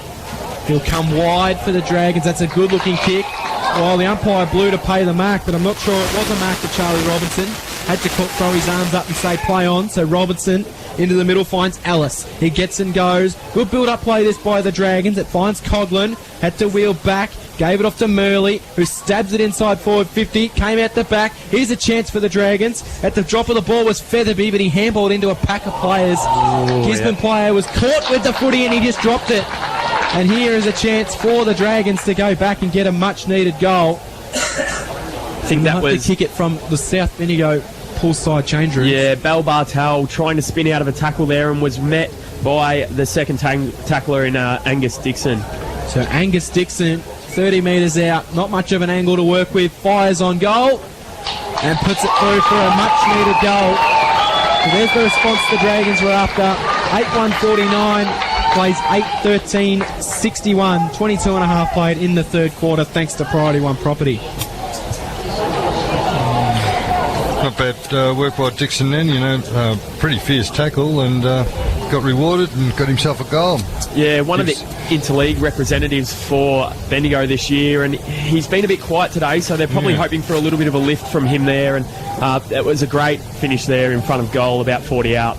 Scott Baxter has control of proceedings in the middle, throws it up, going into the ruck is Eels for the Dogs, coming away with it Lakey, who slips a tackle, puts a kick away to half forward for Gisborne. It bounces off the face of his teammate, ricochets back to Vernon, who slams it inside the forward 50. Jones came out to meet it, then paddled to his own advantage. Slater's on the ball in the right forward pocket, got brought to ground and called for a ball up. Good tackle from Jeremy Ellis, 45 metres out from the Dogs' goal. 8-13-61 plays 8-1-49. 12 behinds literally is the margin between these two sides. Gisborne been wayward in front of goal from the stoppage. Picking it up is Baker. Handball outside the defensive 50. It'll come back in for the Dogs though. It's worked sharply through hands to Riley Vernon, who's at the top of the 50. A handball outside now to Nick Smith, who sends it back into attack for the Dogs. It skittles the pack. Jones was there. The ball runs into the right forward pocket, and the Dragons defence is happy to see it over and out for a throw-in. Right up against the right hand behind post, deep inside forward 50. We've played 24 minutes in this third term, and it's the Dogs by 2 goals. Good crowd behind the goals at the CN, enjoying some nice sunshine as the ball spills out the back of the ruck contest. It's just smashed forward by Mulqueen, but an intercepting mark for the Bulldogs at the top of 50. It's with DeRita now, who just scans it to the hot spot. Plucked out a free kick. And he might have got a little bit of a push. Tiggy Touchwood, I thought, but you could see he's going to pay it. And Harry Jones has the opportunity to go back for his 4th goal. He's kicked 2 in the second. He's got 1 in the third. And if he goes back and kicks this one from 25 metres out, not much of an angle to work with at all, he'll have 4 for the game. So Harry Jones comes in, puts it on the right foot and puts it straight through the middle. The goal umpire didn't have to do anything but signal for a goal there. 9-13-67 now. The Gisborne Bulldogs, the Sandhurst Dragons are 8-1-49. 25 and a half played in the third quarter, thanks to Priority One Property. And while that's 4 goals this game for Harry Jones. Yeah, look, his action when he comes in, he never looks like missing. And as you saw there, the goal umpire did not have to move, Cameron. So him there, 4 goals, no behind. That's some great kicking and probably a bit of a shining light in their team scoreboard for their 9-13-67. Was he a left footer? Right. No, he wasn't. He's kicking on the right. Left footers never miss. Ball back in the middle. Eels goes up in ruck for Gisborne, and they're really making their charge now. The Dogs. Gee, Worm came crashing through off the square. It's worked forward though. Bartels sells some candy, gets inside, kicks to Jones, juggles the mark. No, not paid. So he just wheels around. Handball back to Lakey, 35 out. He snaps toward the goal line, and it's a mark. Slater. Riley Vernon has pulled it in the left forward pocket. Magnificent grab, stretching high above his head, losing his balance and falling as he grabbed it. Vernon comes in and kicks the easiest of goals. Thought Jones' mark should have been paid. It was great effort from Jones and great awareness just to get that ball back to the top of the 50. And Vernon takes the mark and duly obliges with the finish. And the margin is 4 goals the way of the Dogs. In this term alone, they have kicked 7 goals to 10-13-73. Sandhurst are 8-1-49, 27 gone third term. That is thanks to Priority One Property, Bendigo's Fresh FM. And now the momentum, the script is flipped completely, Hamish. Absolutely, and someone else that I think that's really stood up for Gisborne in this quarter is Flynn Lakey. He's had a lot of their centre clearances. The ball goes up in the middle of the QEO. Sexton knocks it down. The Dragons can go forward. They really desperately need the next one. The kick goes out in the direction of Mattel, but he just slipped. Going through hard now. But the Bulldogs just have the numbers at the ground, which seems to be sort of a common theme. As the kick comes forward, it spills through the hands of Worm, and then it goes straight through the hands of Fisk-Keeley as well. Clean bowled them both. But Worm was able to recover before dishing out the handball to Baker. Baker steps himself, sends it wide, asks a big ask of Tom Cole. On the full side of the QEO, he's being corralled by Brent Castanano for the Bulldogs, who battles it hard. This is a really good battle. Another player wanting to get edge. And the boundary line says, thank you very much, I'll gobble that one up. Side of the QEO, we're almost in the middle of the QEO. And we approach the end of the third quarter in the under-18s grand final. The third quarter, which is being won by Gisborne. 10-13-73, Sandhurst 8-1-49, thanks to Aussie Disposals. Well, thrown back in. It's been more than one by them, Kenton. They are really running away with it. Smith takes it away from the stoppage, kicks inside the 50. Jones worked under the ball. Sandhurst defence scrambles once more, but it comes out for Gisborne. A bouncing ball will bounce and bounce and bounce through. Pemberton gets in on the act. He swooped on the footy 35 metres out. It pitched high at the top of the goal square and then ran away from the Dragons' defence. And Gisborne are running away from the Dragons and fast approaching a premiership in this under-18 grand final. 11-13-79 now the Dogs. 8-1-49 Sandhurst. Gisborne with 8 goals in the quarter. And we've still got time on Bendigo's Fresh FM thanks to Aussie Disposals, Ben. Yeah, and the Gisborne boys are all running back to position, whereas Sandhurst boys are just dragging their backsides, really. So the next goal becomes huge as rising high was Sexton, knocks it down to Mulqueen, who just sends it inside forward 50. In fact, it was O'Farrell. Biggest lead of the game now for either side, Cam. So the intercepting mark for the Bulldogs. They'll chip it forward and find Braden Spear. Spear comes wide, but the intercepting mark's been taken by Tom Kay. Goes inside. The next goal is massive for the Dragons. Vlumic, can he spark his side into action and do something special? He couldn't there. The Bulldogs can bring it out of defensive 50 and they'll go right up and find Matthew Cassidy, who chips into the middle of the ground. Mark's been taken by Lakey, who is having a really, really good third quarter, as Hamish commented on before. He goes wide, and taking a one-handed mark was Riley Vernon. So they're in the middle of the QEO, pull side. I'll bring it into the middle now. There can't be long left in this third quarter. Tom Bird, it's almost as if they're just content to slow this third quarter down. The majority of them have gone the way of Gisborne as Bird's kick is inside forward 50. Can they snag another one here? Going through, handball over the top. Here's a chance for Dorita. He gives the handball over the top. Intended target was Vernon. He just couldn't quite control it. And the Dragons are happy to see it over the boundary through Sean O'Farrell. And well, there is some nervous Sandhurst coaches and players because they are slowly slipping away. And Gisborne are looking good as we approach three-quarter time of the under-18s grand final. From the throw-in, Jones took it out of the contest. Ball spills to Roby Lane. He fires on goal but misses to the left. Minus score to Gisborne, 11-14-80. Sandhurst 8-1-49. The margin of game high 31 points, and we played 31 here in the third term, thanks to the Holden Colorado at Poyser Holden on Bendigo's Fresh FM. Our local footy is our first choice as the security guard brings the ball back to Ben Worm. Nice little drop punt there from the man working the gates. Look, it's been a complete dominance by Gisborne this ball. 17 inside 50s, 9 centre clearances, 4 marks inside 50, compared with 6, 2 and 1. And really those numbers are franked as the quarter comes to a close, Norm. So Gisborne right on top in this game. after Sandhurst have controlled the majority, at least on the scoreboard. We're underway in the final term as Sexton skies high in the ruck. It won't come out. We'll have another ball up. Quarter time, Ben. Who's been their best? Well, Ben Worm kept them in the game. It wasn't him. They'd be 12 goals down. Peter Coughlin beat them all 3 quarters, and James Flemick about the other ones. Although Tommy Kay bobbed up in that quarter, did his bit of work. And the ball up. Ozan won it down. It's straight to McCaskill, but he's floated out of bounds on the pull on the outer side wing. And it'll be taken by Murdoch Mulqueen for the Dragons. Any chance here, Ben, the Dragons? Because Gisborne has got a hell of a run on in that third term. Can Sandhurst do the same? No chance. Lovely. That's succinct from you, Ben. That's what we're paying you the big money for. Here's O'Farrell at half forward. Kicks inside the 50. It floats over the head of Featherby. Flemick was clever. Went to ground. Kept his feet around the body. That's a brilliant finish. How good is that from James Flemick? Came out, charging out of the goal square, went to ground on his knees, was able to evade his defender and curled it around the body for his 5th goal of the day. 11-14-80 Gisborne, 9-1-55 Sandhurst. The margin is 25 points a minute into the last, and well, they've done it a couple of times so far, Hamish. Another good start, another goal deposit.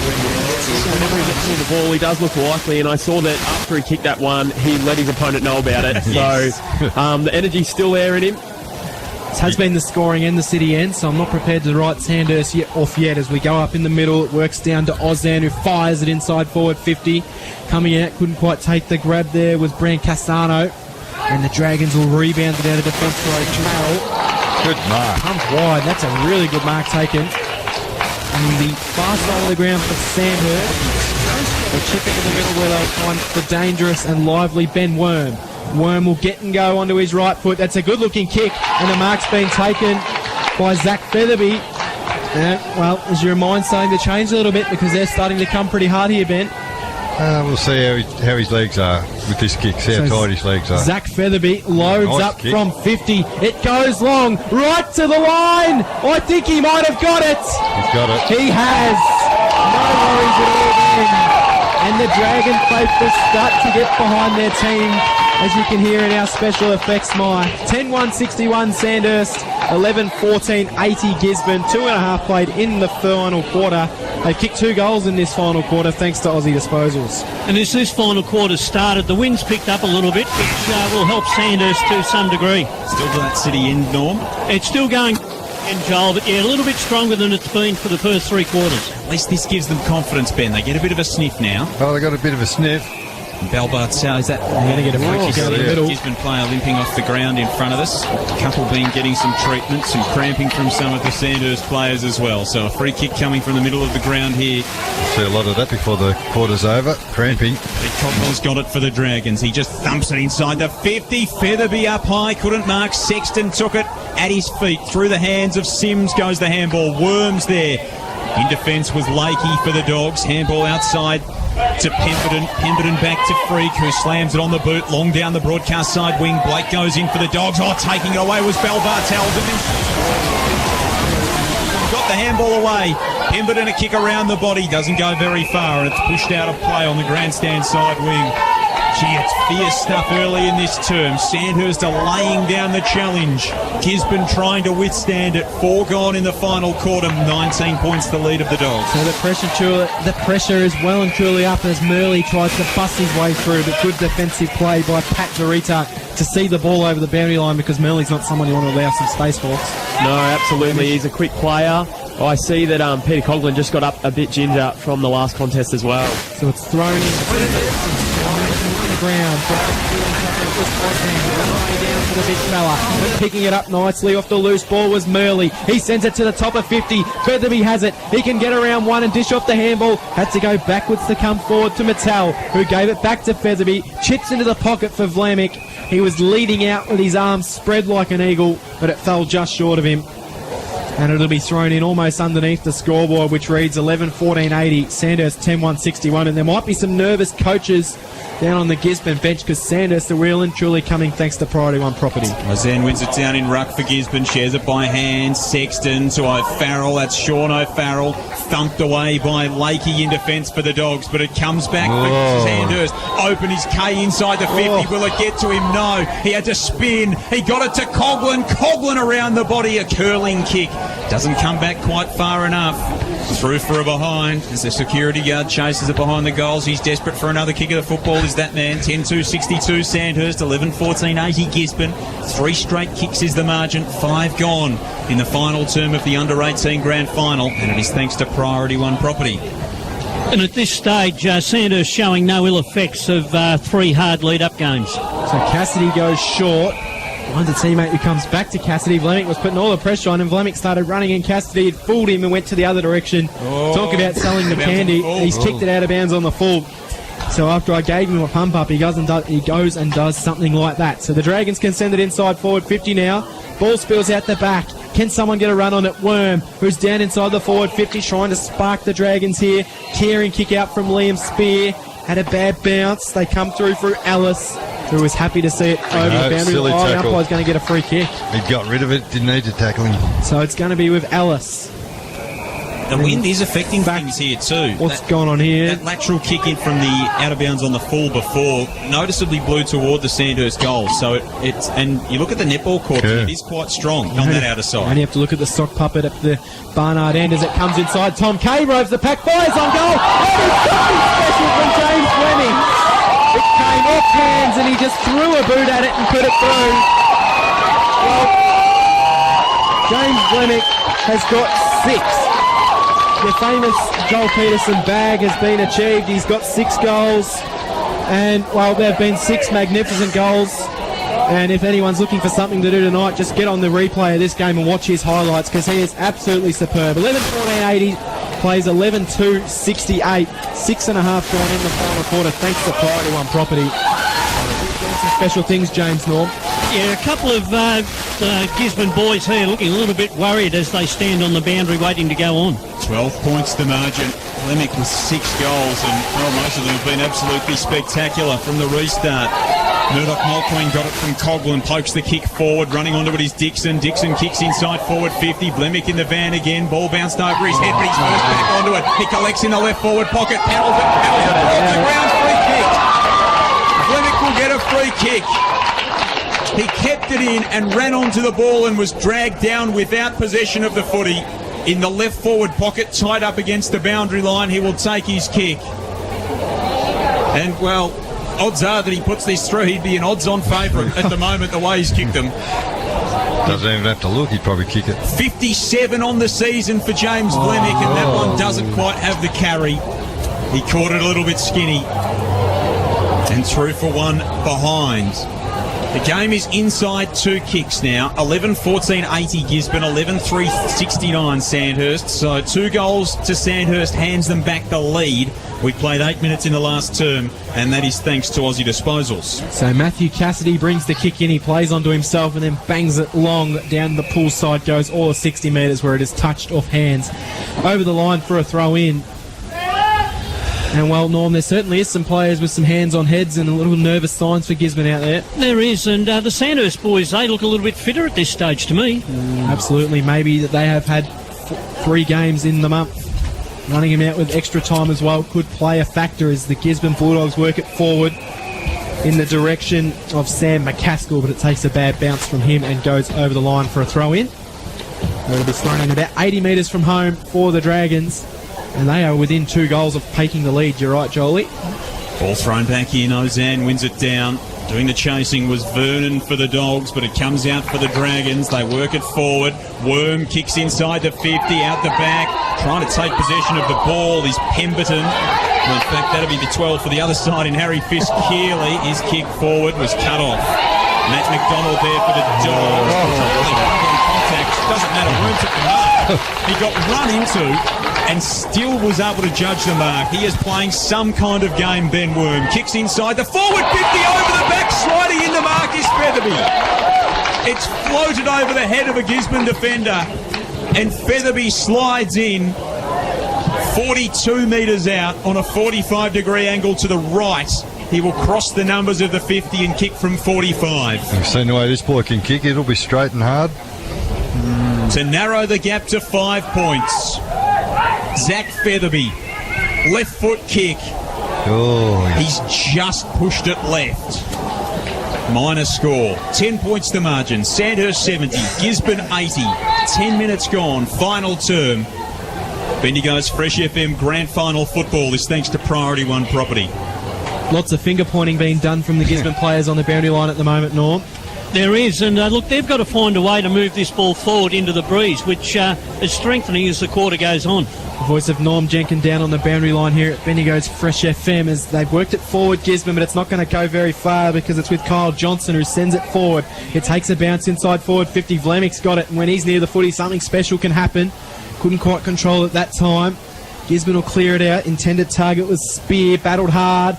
Did okay, Spear. Eventually it found a way to Lane, who gave it back to Spear. Now they can try and work it forward, Gisborne. He's got a handball it to himself, though, as McCaskill, because he's got no options ahead of him. The ball spills to ground. Pack of players dive on top of it from both sides. No one able to take clean possession of it. The umpire wraps his arms and says, I'll throw it up. So it is thrown up. We're about 70 metres out from the Gisborne goal, and they desperately need a goal, Jolie. They do. Ball's thrown up. Ozan wins it down in defence for the Dogs. They work it through sets of hands at the top of the 50. And we'll have a ball up. the concern for Gisborne is when they do break, they've got no forwards. Everyone's pushed up the ground. They've got no one to go to. Gisborne in attack. Top of the 50 at the Barnard Street end. Sexton wins it down. Trying to spin his way through and being brought to ground in that contest. The Gisborne player who hands the ball back to the umpire, Tom Bird. So I'll do it all again. Sexton this time. Clenched fist, punches it forward towards Sims. Bursting his way through was Worm. Lost the run of the football just as he was about to get rid of it. Then went back in and got it though. Able to shovel it out. Gisborne with numbers around the football. Free kick coming here to the Dogs. It'll be taken by Jacob Murphy, who's 80 metres out from goal between the wing and half forward. So Murphy goes just inside forward 50, right in front of the players' race at the South Bendigo poolside change rooms. They work it forward, and a mark's been taken in the forward pocket for the Bulldogs. Was it and they will go back, and Jones has an opportunity to go back for his fifth goal and kick a much-needed goal for the Bulldogs. It's a shootout with the full forwards, isn't it, today? If he gets this one, 6 from one and 5 from the other. Wind should probably push this back toward the to the right, just the way it's going, but it'll be a tough kick because he's probably kicking on that angle directly into the breeze. So to take his best effort, Harry Jones comes in, puts it on the right foot, it swings in the breeze, and it swings just a little bit too much and through for a minor to the far side. So 11-15-81, Gisborne's first score of the final quarter sees them 11 points up on Sandhurst, who are 11-4-70, 12 and a half played in the final quarter, thanks to Holden Colorado at Poyser Holden. Jones has played a hell of a game, as has this man, Worm, who kicks in for the Dragons. Finds a teammate inside defensive 50, Blaze Holden. 35 metres out from his defensive goal. 13 played in this under-18 grand final. Sandhurst winning the 17 and under netball a little bit earlier. Sakara rolled the best on court there. Cut off as the Dragons come outside the defensive 50. It's scooped up by Brancatazzano, who kicks to full forward. It boat goes over the head of his teammate, and Ellis scoops up in defence for Sandhurst, but he's claimed, caught, holding the ball. Free kick going to Riley Vernon in the right forward pocket for Gisborne. Vernon hard up against the boundary line, probably hard up against the boundary fence at the Barnard Street end of the ground. Tighter angle from where Jones took the shot from a couple of moments ago. Vernon's right foot kick goes to the top of the square. Jones! A towering mark. Again, Harry Jones stood tallest in the pack. He marks at the top of the goal square and will go back to try and kick his fifth. Coach Gallagher would be pretty disappointed there. I think Connor Sexton should have got a fist in there, caught behind, and it just didn't happen. Tried to outmark him. Correct. To make it 17 points, Harry Jones delivers. And he's delivered all day. 5 goals for Jones. Gisborne's lead back to 3 kicks. 12-15-87. Sandhurst 11-4-70. 14 and a half gone in the final term of the under-18 grand final. On Bendigo's Fresh FM, it is thanks to Aussie Disposals, Gisborne's first goal of the quarter. It is their first goal, Joel, but it's what they've aimed towards. They aim to have Harry Jones one out up there, and it certainly worked for them that time. The ball goes up in the middle. Next goal becomes absolutely massive in this contest as Sean O'Farrell dishes out a handball. Sexton's there, able to paddle it forward nicely, which will be taken by Murley. Sends it to the top of 50 where Fisk Keeley leads out to it, but he played on and he was just a little bit too quick for Flemick. But he's got it. He gets around one. He steps around a second. Handball's over the top. This might be another special for James Flemick. Oh, this guy is absolutely unbelievable. There's nothing more you can say about James Flemick. He's got 7. And he is playing one of the best games you'll ever see. 12-15-87 Gisborne, 12-4-76 Sandhurst, 15 and a half gone in the fourth quarter. Thanks to Priority One Property, and I think your jaw's not the only one that's hit the ground, Joel, because he is something special, James Flemick. Just the will to even do that, Ben. Yeah, the pressure that's on him. He seems to love more and more pressure, and he just loves it. He just thrives, gets around, he sells the dummy, balance, taps it all back. Absolutely outstanding. James Flemick, what a game he's played from the middle. Free Campbell to Bell Bartels for the Dogs, who kicks a high ball to half forward. It bounces high in the air, taken by Kay for the Dragons. Kay a handball to Sims, who stumbles and then handballs a bouncing ball back out in front of Tom Kay, who runs onto the footy and then slips a tackle, gets to right half forward, kicks to Flemick again. Back spot, couldn't mark this time. Dogs able to run it out through into the centre of the ground, but marking his Worm, who's been every bit as good as any player on the ground. He kicks inside, 50 over the back. Flemick with another chance. Liam Spear stands tall. Kick batted down. Spills to the square. Could there be no? Flemick knows. Tried to soccer it off the ground. They both got in each other's way. They just couldn't work it out. Inside the goal square, it goes through for a minor score. Sandhurst trail by 10 points, 17 gone, final term of the grand final in the under-18s. The time on in this last quarter, so there is stacks of time remaining in this one. And it's the Gisborne boys that are cramping at present, more so than Sandhurst boys. Cassidy brings the short kick into Spear, who just fires it down the line. Who can get there for Gisborne and try and work something forward. It spills out the back nicely. Going through was McDonald, who fed a handball out. Now they're away, the Bulldogs. Kick up the line. Does it sit for Vernon? He can get it and go. Have a bounce. Have a second before he's closed down. He sends it inside forward 50. Leading out hard was Bird. And he's ran himself into a wall where the ball will just hit the deck. Around, eventually it spills forward, it comes out, Jones got it, fires it towards the top of the square, out of bounds on the full it goes, and it'll be brought back in for Sandhurst. They trail the under-18s grand final by 10 points, 12-5-77, Gisborne at 12-15-87. We have played 18 minutes in the last quarter thanks to Priority One Property. 10 extra scoring shots and they're only 10 points ahead. Geez, you look down there in the forward line for Sandhurst, there's a fullback's nightmare, isn't it? Being stuck with Flemick on your own. So the Dogs or the Dragons bring it back into play. Murley at half back takes the mark. Chips short. Sean O'Farrell on the outer side of the ground. Defensive side of the wing, pumps it down the outer side and it floats on the breeze out of bounds on the full. Just miscued the kick. Came off the side of the boot, but with that breeze it was always going to push it across.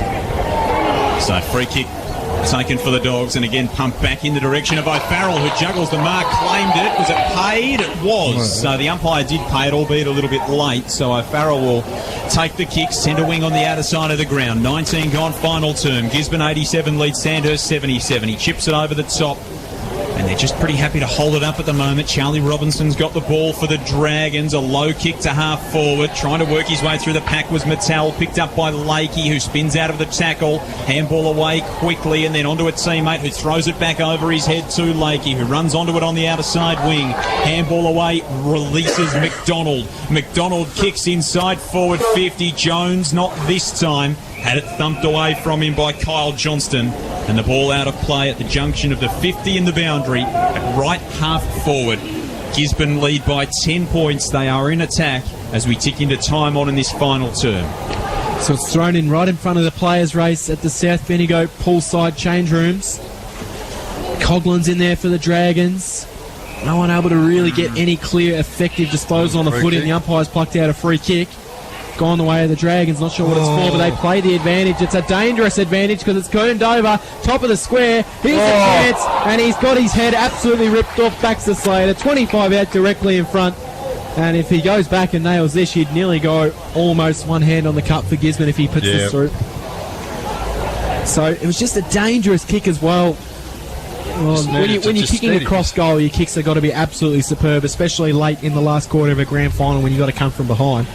Big opportunity. So Baxter Slater, can he capitalise on a monumental Sandhurst error? 25 out directly in front. He has hooked it and missed the lot. So a real let-off for the Dragons there. No score. And Sandhurst, well, they might have been got out of jail free card there. Worm kicks in. Johnston for the Dragons. Bangs it down the broadcast side wing and This kid's Spear played a good game. floats in again. Been magnificent. Takes it and kicks into the corridor. Down low, McDonald. Defensive side of the centre circles for the 21 gone final term. Gisborne 87 leads Sandhurst 77. McDonald comes back out to the grandstand side wing where he finds Spear, who holds it up and directs some traffic. Looks to centre half forward. Doesn't see a lot on offer. Directs his kick back into the corridor. Just floats over the head of Zach Featherby into Braden Spear.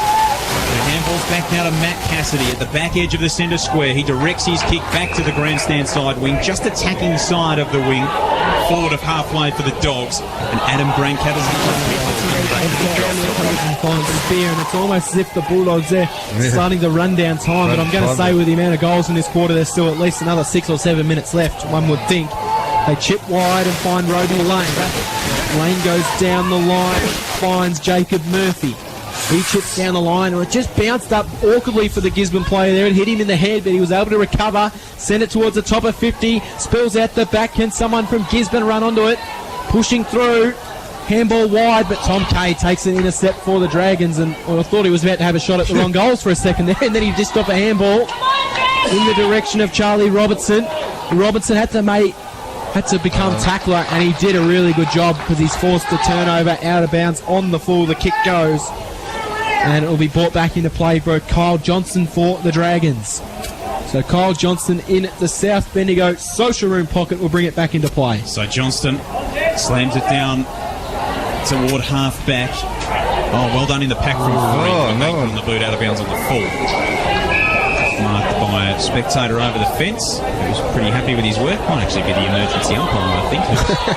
One of the umpires for the next game who's just standing up alongside the boundary fence there and took a nice chest mark. So a long kick down the line from Worm. O'Farrell in the pack. Featherby up as well. Staying down was Cassidy of the Dogs. Oh, Eels was run over by Zach Featherby. Thrown across the boundary line with force. And a boundary thrown in front of the Sandhurst interchange. This will suit the Dogs, though. All his stoppages. Just slows down into a bit of a stalemate as we get to the final stages of this game. 10-point lead to Gisborne, 87 plays 77 from the boundary throw in. The ball doesn't go anywhere. And we'll have a stoppage. 23 gone, final term. Gisborne 12-15, Sandhurst at 12-5 on Bendigo's Fresh FM. So the ball goes up and it comes straight back down where Panger played dive on top of it. But as you said, the game is turning into a stalemate, but Gisborne will not mind at all. They lead this game by 10 points as we've tricked over 23 and a half in the final quarter. Trying to go through, it was Lakey for the Bulldogs, was brought to ground. Cries of holding the ball. Kick comes forward. No one able to really do anything in there. Brent Cassano goes in for the Dogs. He just put his head down and smashed his way through. His handball was chopped off though. They come towards the 50. Here's a chance for the Dragons. Will it sit out the back for Featherby? It did okay. Coughlin come through. He managed to get himself back up onto his feet and send it inside void 50. It skittled a lot. Surely not from there, James Lemick. He picks up, gaves off the short handball. Might have got a little push in the back. Umpire said play on. He's still involved. Put the play away. They're just fumbling with it, Gisborne. Now Vlemick, he's just going to be crunched and he's going to get himself a free kick. Well, as you said, Ben, he just stays in the play. And when he's around, something magical can happen. The cries of the Gisborne bench is that it wasn't there to the umpire, but It's nothing doing. He's got a shot right on the pocket. So James Flemick, he's wow. miscued that one, but he might claim it as a pass. Because it's been taken by Zach Featherby. Right on the opposite pocket, and we'll see if he can do a better job than James Flemick. If you ask him, he'll say it was a pass, Joel. Absolutely. Well, So, right. if the Dragons are any chance, When you've kicked 7, they need to and you kick miss this. one, it was He's fun. dished it off to guess who? Flemick fires on goal. It's gone. I thought it had gone through, but it just bounces to the left of the sticks. And why wouldn't you give the ball to James Flemick with the form he's in today? How could they let Flemick go from this pocket, wander all the way over to the other pocket to receive a He handball? almost jumped the fence and walked around the fence and came back in that way. So 12-6-78 Sandhurst, Hope he's paid admission. 12-15-87 Gisborne, 25 and a half gone in the final quarter thanks to Priority One Property. Sure, they didn't let him in for free as he came back in there, Cam. Guarantee you that. So the kicks come in short to Seb Bell Bartels. Bit of a tongue twister that one as he goes down the line. No one able to take the mark. It spills out the back. Here's Sean O'Farrell chipping ball into the middle of the ground. Intended target was Robinson, who had to play tackler because it was well done by Lakey, who dished off a handball. Now they're away, Gisborne. If the ball sits, they're away. Can he get it? It would have been perfect because Pemberton, he had Mitchell Blake steaming into the open goal, but it didn't quite fall for him. But they're able to work it out. Still are the Bulldogs. No one able to get clean possession on the wing. Pool side, umpires plucked out a free kick, which is going the way of the Dragons. Might be for a hold, Ben. Looks like it. So they are still alive. There is still some sort of flames 26 in this minutes. Dragon. Close. 26 minutes gone in the final quarter. They come long through Jeremy Ellis, but a strong defensive mark has been taken. He played on, and then he just dropped the footy in a tackle. Yep. Well, when you're 26 minutes into the grand final, you just got to go back and take some time because it forces an error. The Dragons have gone inside forward 50 for Flemick. He dishes off the handball to Murley. Wanted to get it back to Flemick, but his handball was run down beautifully by the Gisborne defence. Pack of players working around the footy. Gisborne have the numbers, but they run through tackles. They just throw it away. Still bearing in hard. And eventually it's just Matt McDonald just sends it forward. Will it set up okay? Dragons have the numbers at the drop of the footy. They'll just keep coming, the Dragons. They come wide to Tom Kay. He can just go. Have one bounce. Have a second. And then go inside forward 50. Where is he? Guess who? Flemick's at the back of the pack. It comes out and the Bulldogs will get away. Kick wide from Roby Lane. But Roby Lane's kick's turned over. And a flying shot on goal from Lachlan Baker's gone through. It is well and truly game on at the Coolio in the under-18s grand final. There can't be long left, but it is a 3-point margin.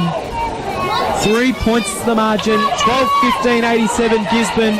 13-6-84 Sandhurst. 27.5 gone in the final quarter thanks to Aussie Disposals. How important is this centre clearance? Absolutely. And look, it's clutch time here, so we'll be interesting to see who's stepping up for both sides.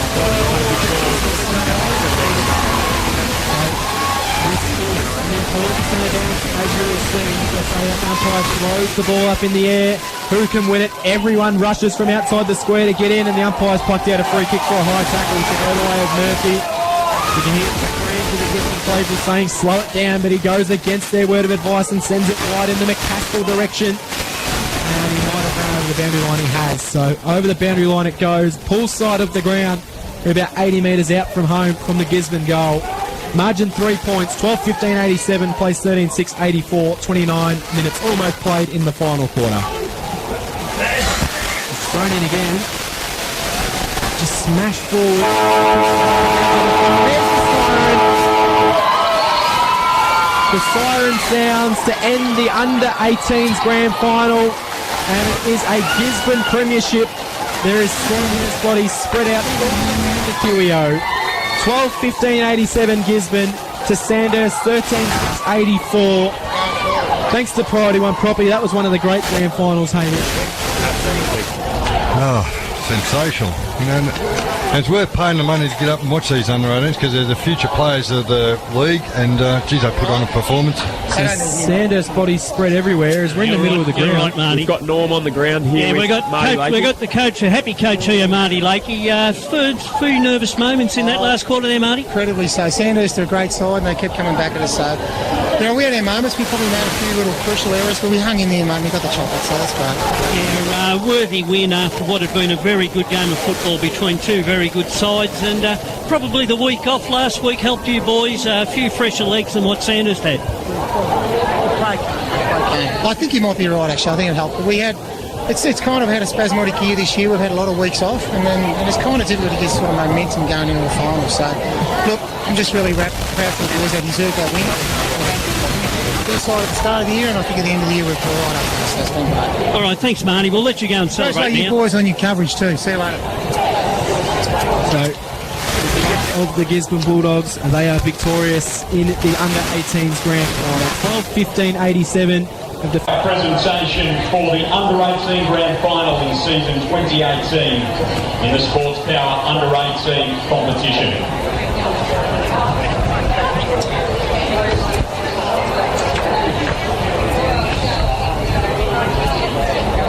Welcome to BFNL Grand Final Day, and firstly congratulations to both of our competing sides on a terrific season, Gisborne and Sandhurst, and our premiers in under-18 football, the Gisborne Bulldogs.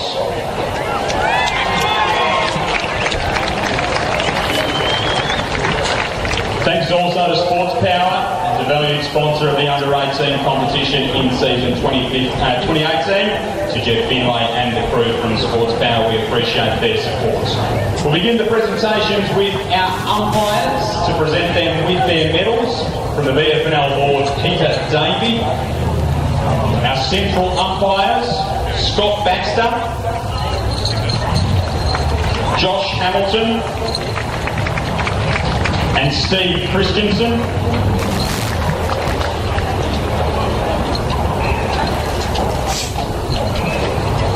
Our boundary umpires in the under-18 grand final for season 2018, Fraser Banfield, Reese Beamish, Oliver Wells, and Brodie Newman. And our two goal umpires in the grand final, Darryl Hamilton and Simon Hay. Thanks to the BUA for their support, as always, of season 2018. We'll now award the two medals as the best two players on the ground, as selected by the Fresh FM broadcast team. We'll get Peter Davey to present the Rod Ashman medal for the best player on the ground.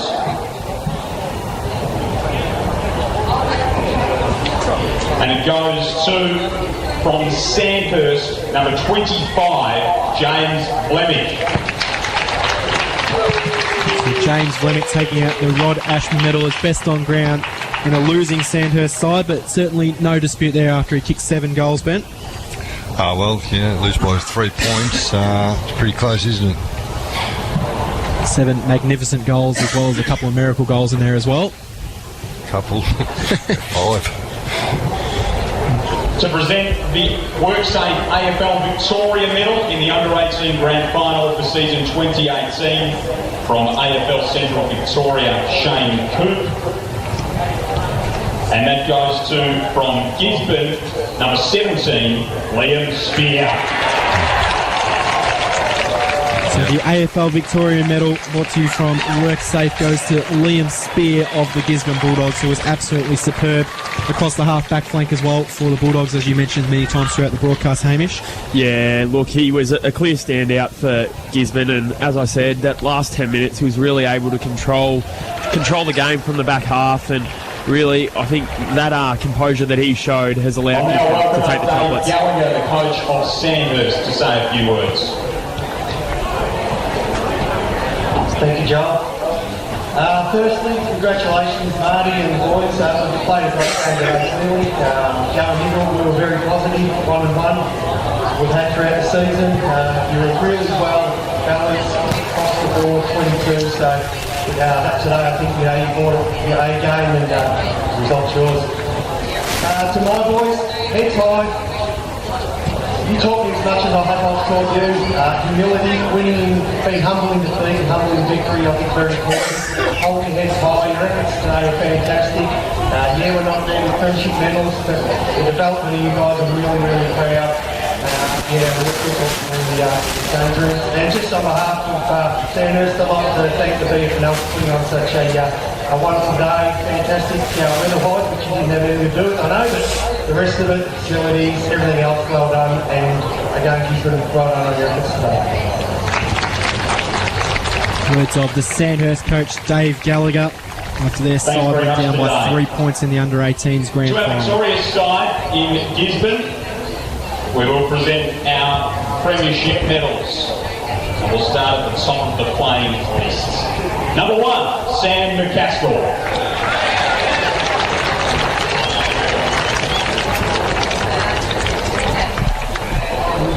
Number 2, Flynn Lakey.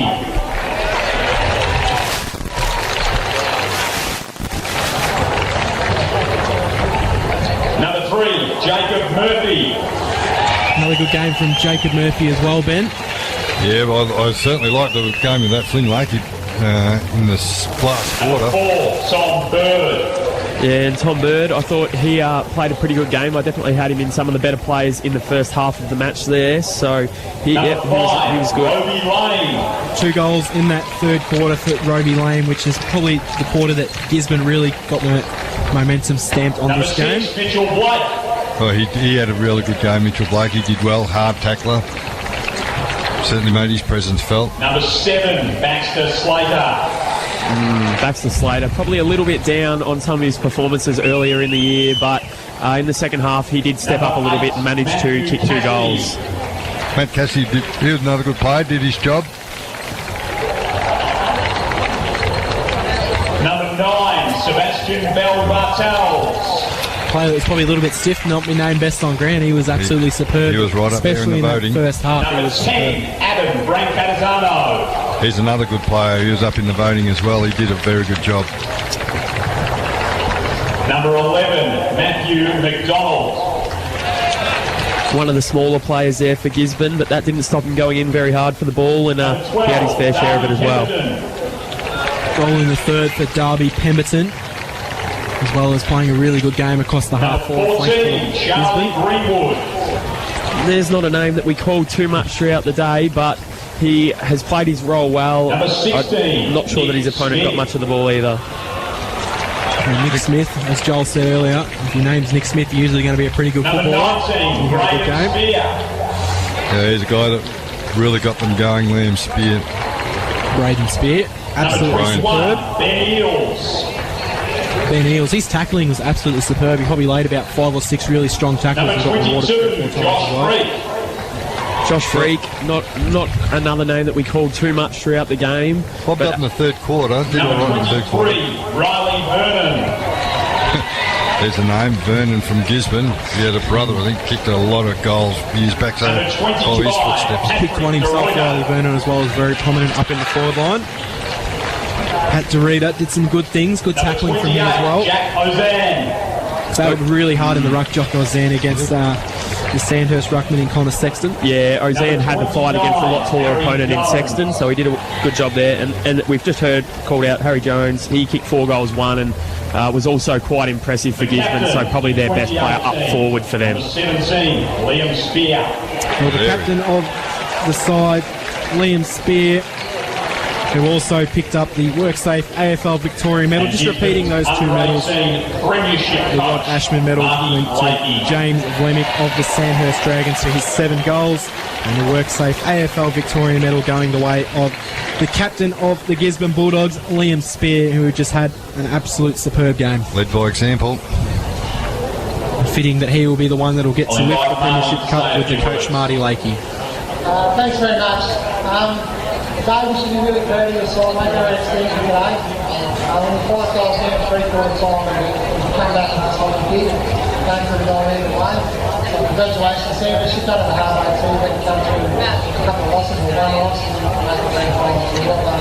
Congratulations, guys. For a good cop. The other side, I want to thank number 1 the players for bringing outstanding, tremendous bunch of young men. I said before when we started the year, we weren't the best side. and luckily today we got the chocolate. So congratulations to everyone of you boys, you've been outstanding, and a pleasure to coach. I want to thank supporters, the community of the Gisborne Football Club, parents who've been involved, just everyone that's helped out this year with me, particularly the one coaching for it. You know who you are, I won't name us all. But thank you so much. And colleagues, it's really enjoyed and make the most of it. Good luck with the A-grade netballers. See ya.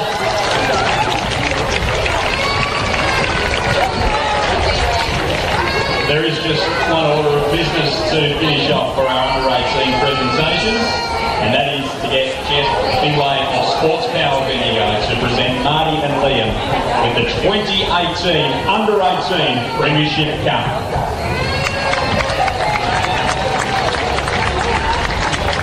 Congratulations to our premiers, the Gisborne Bulldogs. Our premiers in 2018, the under-18s, the Gisborne Bulldogs, 12-15-87, have defeated the Sandhurst Dragons 13-6-84. Absolute cracking game. Just repeating the medals, the Rod Ashman for the best on ground, James Remick of the Sandhurst Dragons, and the AFL Victoria medal going the way of Liam Spear of Gisborne. As we head down for the song.